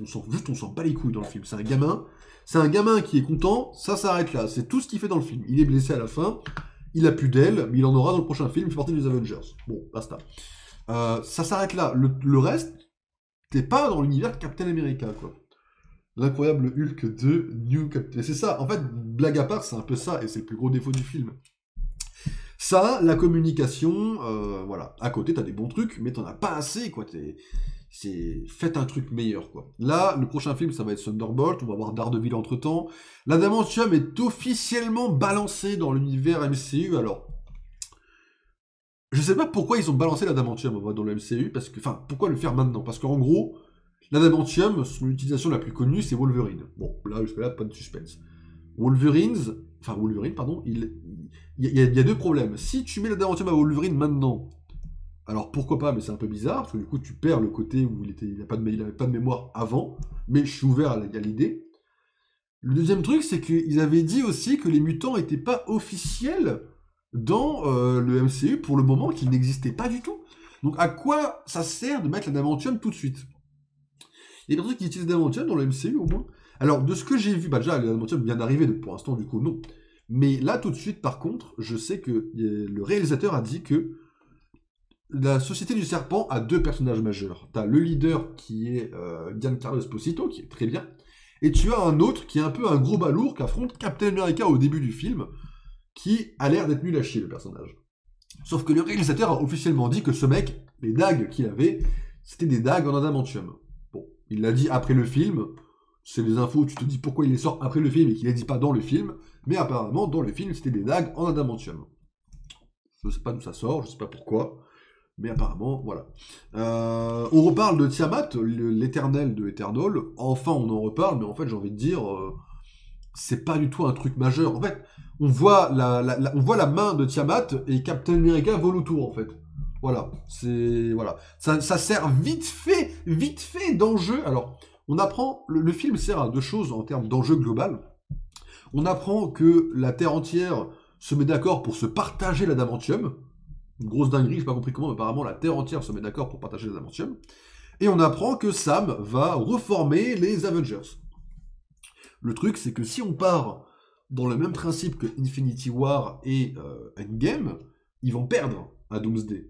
Donc ça veut dire qu'en gros, Sam, que tu es censé mettre en avant et balancer comme un vrai héros, comme un vrai leader qui a le même charisme, qui doit remplacer Steve, son premier vrai combat, tu le fais perdre. En théorie pour l'instant. Et ça, c'est un peu dommage d'arriver direct et de pas balancer un film où, vas-y, tu mets ça en avant, tranquille, et pas fataliste, quoi, tu vois, tu mets un autre méchant, mais quelqu'un qui, voilà, qui... Enfin, là, je vous avoue, j'ai pas d'idée, parce que moi, je n'ai pas réfléchi à l'idée, mais je sais pas, au pif, comme ça, je dirais, comment ça s'appelle, le groupe, là, où Medusa était infiltré à un moment donné avec le sorcier et Pity Pot de Colle. Là, au moins, avec les nouveaux Avengers qui doivent apprendre à travailler ensemble, t'as un bon début, déjà, quoi. Donc ça va être quoi le cast de vos Avengers? Bah facile en vrai, tu vas avoir quoi? Tu vas avoir Carol, Sam, le faucon là, Joaquin Torres, Bucky sera pas dans les Avengers je pense, Bucky restera dans Thunderbolt, Spidey tu l'auras, Red Hulk non, Strange oui, Shang-Chi oui, t'auras... j'ai pas en tête, Carol, Photon est dans un autre univers, hein, on rappelle, Miss Marvel sera dans les Young Avengers, mais Photon est dans un autre univers, Photon je ne sais pas ce qu'ils vont en faire d'ailleurs, hein. Photon, je ne comprends pas l'idée. En fait, vu les films qui restent à faire là, entre maintenant et Doomsday, je ne sais pas ce qu'ils vont faire avec Photon. C'est un peu une dinguerie. Hein. J'ai pas vu Marvel, je suis un hater. Bah, en gros, Photon, elle affronte la femme de Tom Hiddleston, et elle se fait TP dans un autre univers, qui est l'univers des X-Men. Voilà, elle rencontre le fauve, en fait, quoi. Et sa mère, dans un autre univers, du coup. Si je mets New Avengers un peu MCU, bah, du coup, je vais pas, voilà, avoir des idées un petit peu, parce que je sais pas ce qui va sortir en fait, je ne sais même plus ce qui sort. Il parle de Wong, alors Wong en Avengers, je suis pas très fan, mais bon, en vrai, pourquoi pas. Shang-Chi, à mon avis, on est tous d'accord qu'il en fera. Doctor Strange, de même. Captain America, Sam Wilson, oui. War Machine, j'ai revu Civil War récemment, et je me dis, mais en fait, c'est vraiment de la merde, Civil War, parce qu'en fait, enfin, War Machine, il a pas ses jambes, mais en fait, c'est même pas un enjeu, on en reparle plus jamais. Enfin, il a ses prothèses, mais je veux dire, du coup, c'est pas un enjeu. Enfin, on s'en fout, quoi. Pareil, hein, j'espère que War Machine, ils assumeront leur choix de... Ah, enfin! Quoi? War Machine, j'espère qu'ils assumeront le choix que c'était un scroll, parce que, waouh, c'était hardcore. Non, ça l'a pas niqué. Je suis sûr, je prie fort, très fort, parce que en vrai, là-dessus, je vais te dire un truc, la vraie vérité, c'est que je serais plus heureux que Secret Invasion nous dise que dans Endgame, c'était un Skrull, plutôt que de dire, ouais, c'est un Skrull, mais ça n'a aucun enjeu. Si tu me dis que dans Endgame, c'est un Skrull, la série prend de l'impact dans le MCU, et là, je te dis, ok, j'achète. Je te jure que je suis heureux s'ils me disent que dans Endgame, c'est un Skrull. Alors certes, ça nique le personnage, mais je m'en fous. Les Skrulls, c'est des connards. C'est tout, c'est la vérité. Des années que je dis que c'est de la merde, Civil War. Ah non, mais oui. J'ai revu le film, c'est vraiment de la merde, Civil War. Il n'y a rien qui va dans le film, hein, c'est une dinguerie. Enfin, c'est comme Captain America 4. Les deux sont comme ça dans mon livre. Iron Earth, ça dans Young Avengers. Spider-Man, il va casser les couilles. She-Hulk, alors... J'en ai parlé récemment, moi j'aime pas ce qu'ils ont fait de She-Hulk en termes de design, mais elle est dégueulasse. Mais j'aime beaucoup l'actrice et son acting en tant que Jennifer, donc bon, pourquoi pas chez Hulk dans les nouveaux Avengers. J'avais oublié Iron Hearts, mais moi Iron Hearts, je connais parce que The Hood, en fait. The Hood! Il va y avoir The Hood dans une série avec Mephisto qui va lui filer ses pouvoirs, ça va être incroyable. Attends, mais Hulk existe? Non, mais Hulk, non. Hulk n'existe pas. Hallucination collective, Hulk n'existe plus. C'est une Amérique, ça. Scar existe. Tu connais l'astu? Scar, son fils, teasé dans She-Hulk. Inch'Allah, elle est pleine de scène. Non, arrêtez, elle est bien, She-Hulk, elle est bien. Le personnage est bien. La série a des défauts, mais le personnage est bien. Hawkeye, oui, Hawkeye peut éventuellement être dans les Avengers. Thor existe encore, enfin, ce qu'il en reste. Il y a Scar aussi. Scar, c'est une dinguerie. Ah bah, il y a la famille d'Ant-Man, vu qu'ils n'ont pas disparu dans le monde de Kang. Vous savez, dans Ant-Man 3. Bref, donc on a Ant-Man et la Guêpe, éventuellement. Ah, eux, ils ont écrit Star-Lord, vu que Star-Lord est encore sur Terre. Pourquoi pas. Et Black Panther. Black Panther, faut vraiment que je vois le film. Hein. Mais on a une équipe d'Avengers un peu solide, hein. On n'est pas perdu là encore. Si Hulk me fait mal, je peux pas m'en souvenir. Ant-Man 3. Ah non, le film a existé, malheureusement. Ant-Man 3, on a tous pris une claque de déception. Hein. C'est comme ça, c'est la vérité. Ant-Man 3, on l'a tous vu. Hein. T'inquiète, il y aura Sentry. Sentry peut être un potentiel Avengers, en vrai. Parce qu'en vrai, Sentry, c'est pas forcément un méchant. Mais non, en vrai, ça va être pas mal. Mais j'espère vraiment que Sam sera le leader que Steve était, quoi. Parce qu'en vrai, Sam, le point son meilleur point, normalement, c'est d'être un leader en soi. Par rapport à Steve, qui était un bon leader, mais dont la meilleure force que tout le monde se souvient, c'est sa force brute, Sam, il est censé être mis en avant parce que c'est un très bon leader. Presque meilleur que Steve, en théorie, dans les comics. Et j'espère que dans les films, ce sera vraiment mis en avant, que c'est un baiser de la stratégie, parce que, bon, bah, censé être ça. Dans Captain America 4, il s'est pas mis en avant. Dans le film, c'est juste un mec qui se plaint de pas avoir de pouvoir, et qui gère personne, quoi. Pourquoi c'est pas Scott le leader? Parce que Scott, il mange des oranges. Mais non, en vrai, le film met rien en place. En fait, le truc, c'est que là, Disney veut se... D'un point de vue fight, il a battu le perso le plus fort de Marvel. En fist fight, en plus. Non, ça, c'est une dinguerie. Me parle pas de ça, s'il te plaît. Ah non, tu veux dire Kang. Ah oui, Captain America Kang. Non, mais... Ça, c'était incroyable, en vrai. Je maintiens que la scène... Le combat a aucun impact, mais la scène en soi est très stylée. Mais après, il n'y a pas à gagner, mais la scène était très badass, quoi. Bien, la mise en scène est bien, mais en fait, le combat est nul, quoi. C'est une dinguerie, quoi. Mais voilà, quoi. Et du coup, bah, là, Disney veut se débarrasser de sa saga du multivers. Du coup, ils veulent vite arriver à Doomsday. Le problème, c'est que là, t'as rien qui est placé pour Doomsday. C'est-à-dire que là où dans Infinity War, tu arrives et tu as des menaces de Thanos partout. Thanos qui est apparu dans les Gardiens de la Galaxie. T'as les gemmes qui ont été balancées dans tout le MCU à travers leurs phrases. Et puis voilà quoi. Et là, tu arrives, là tu n'as rien. Tu as un teasing de Kang, sauf que Kang n'est pas Kang, le méchant c'est Fatalis. Donc du coup, t'arrives à des choses qui font que t'as rien qui est placé pour. Il te reste 2 films et 3 séries pour placer ton film. Moi, je pense que ça va être un gros flop, Doomsday, malheureusement. Et j'ai envie d'y croire. Mais je crois que ça va être un flop. Attends, j'ai une révélation, il y aura Black Knight des Avengers. En vrai, tu sais que c'est une possibilité. Moi, j'y crois au Black Knight, incroyable. Hein. Mais, tu sais, on le verra plus dans Eternal 2.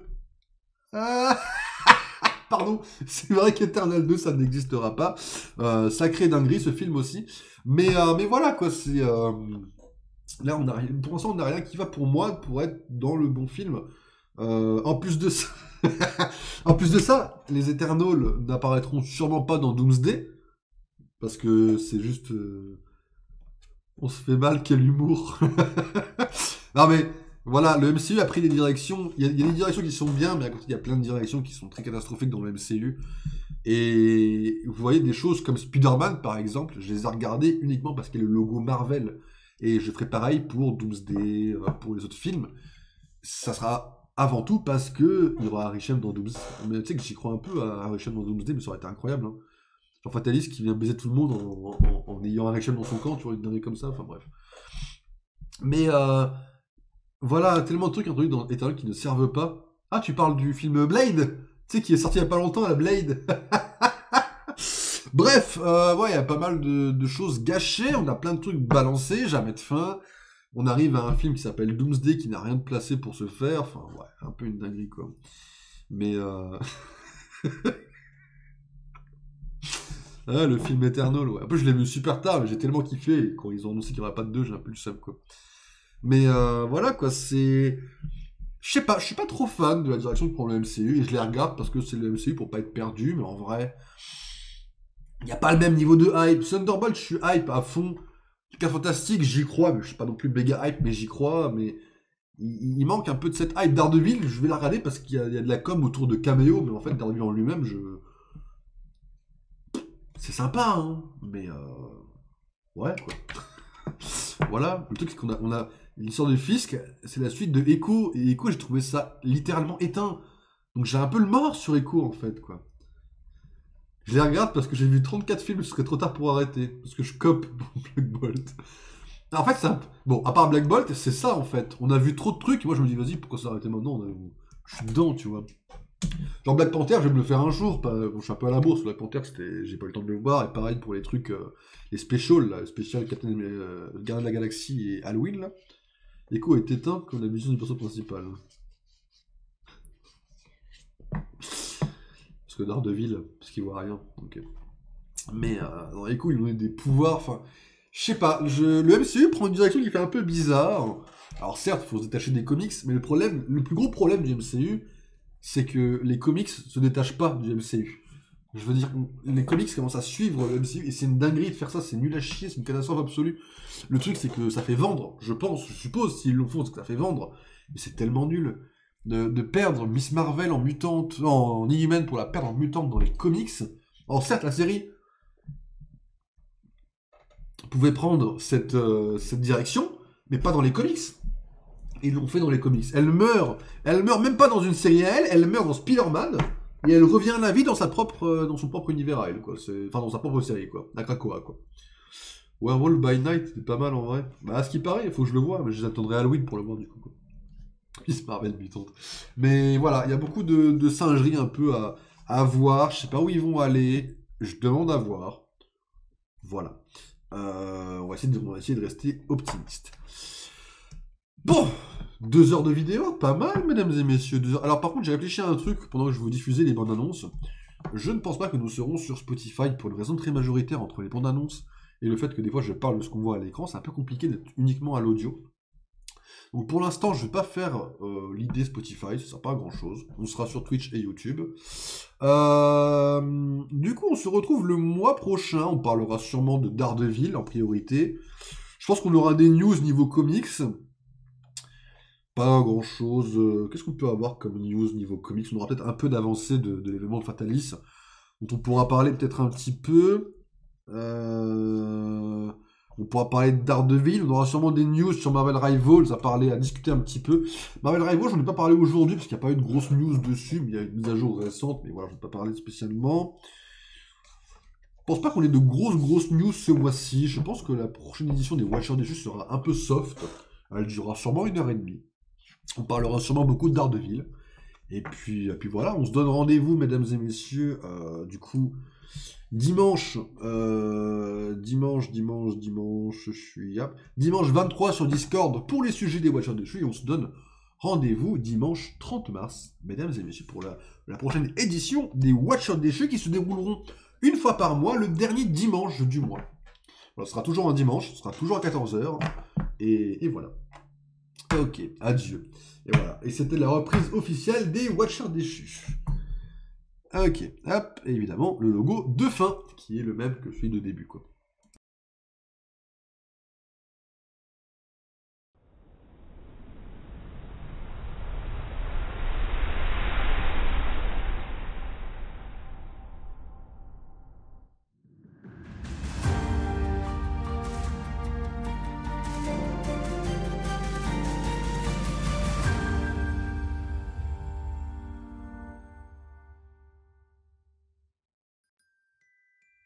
Ok, bon, ça c'est fait. Moi, j'ai du montage à faire. Les Apple Awards ne vont pas se monter toutes seules. Les Apple Awards qui sortent le 28, donc j'ai 2 jours pour finir le montage, grosso modo. Donc moi, je vais aller me dépêcher de finir ça, de préparer les shorts pour la semaine. Les prochains streams seront toujours à des heures de merde, hein, ça ne changera pas par contre. Donc du coup, pas de stream ce soir, pas de stream, probablement pas de stream demain pour finir le montage. Prochain stream probablement mardi.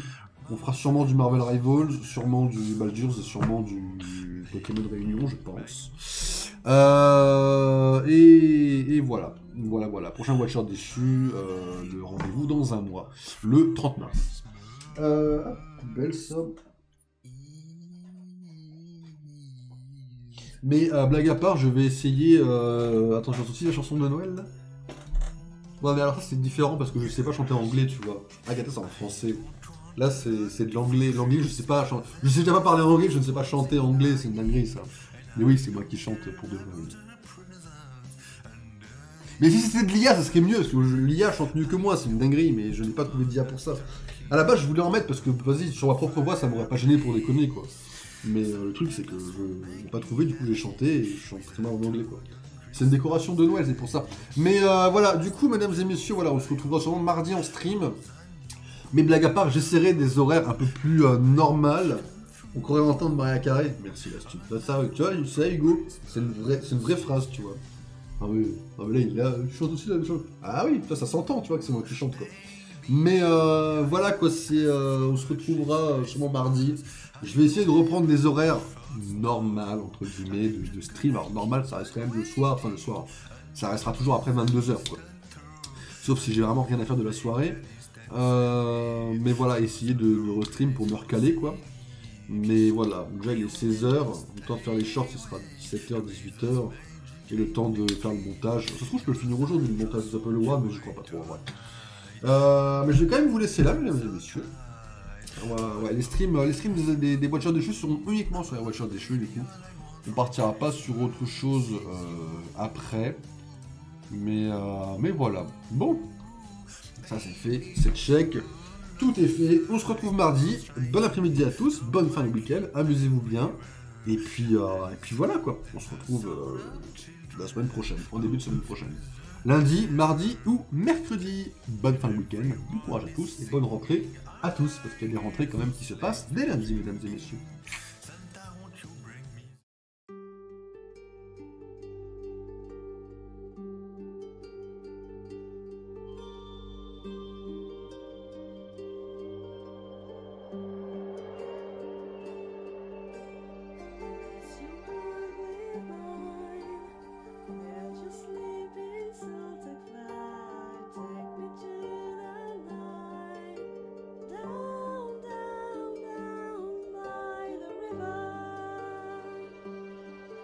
Ah mais j'ai zappé, putain, je suis un connard. Merci Hugo pour le sub en fait au début de stream. J'avais tombé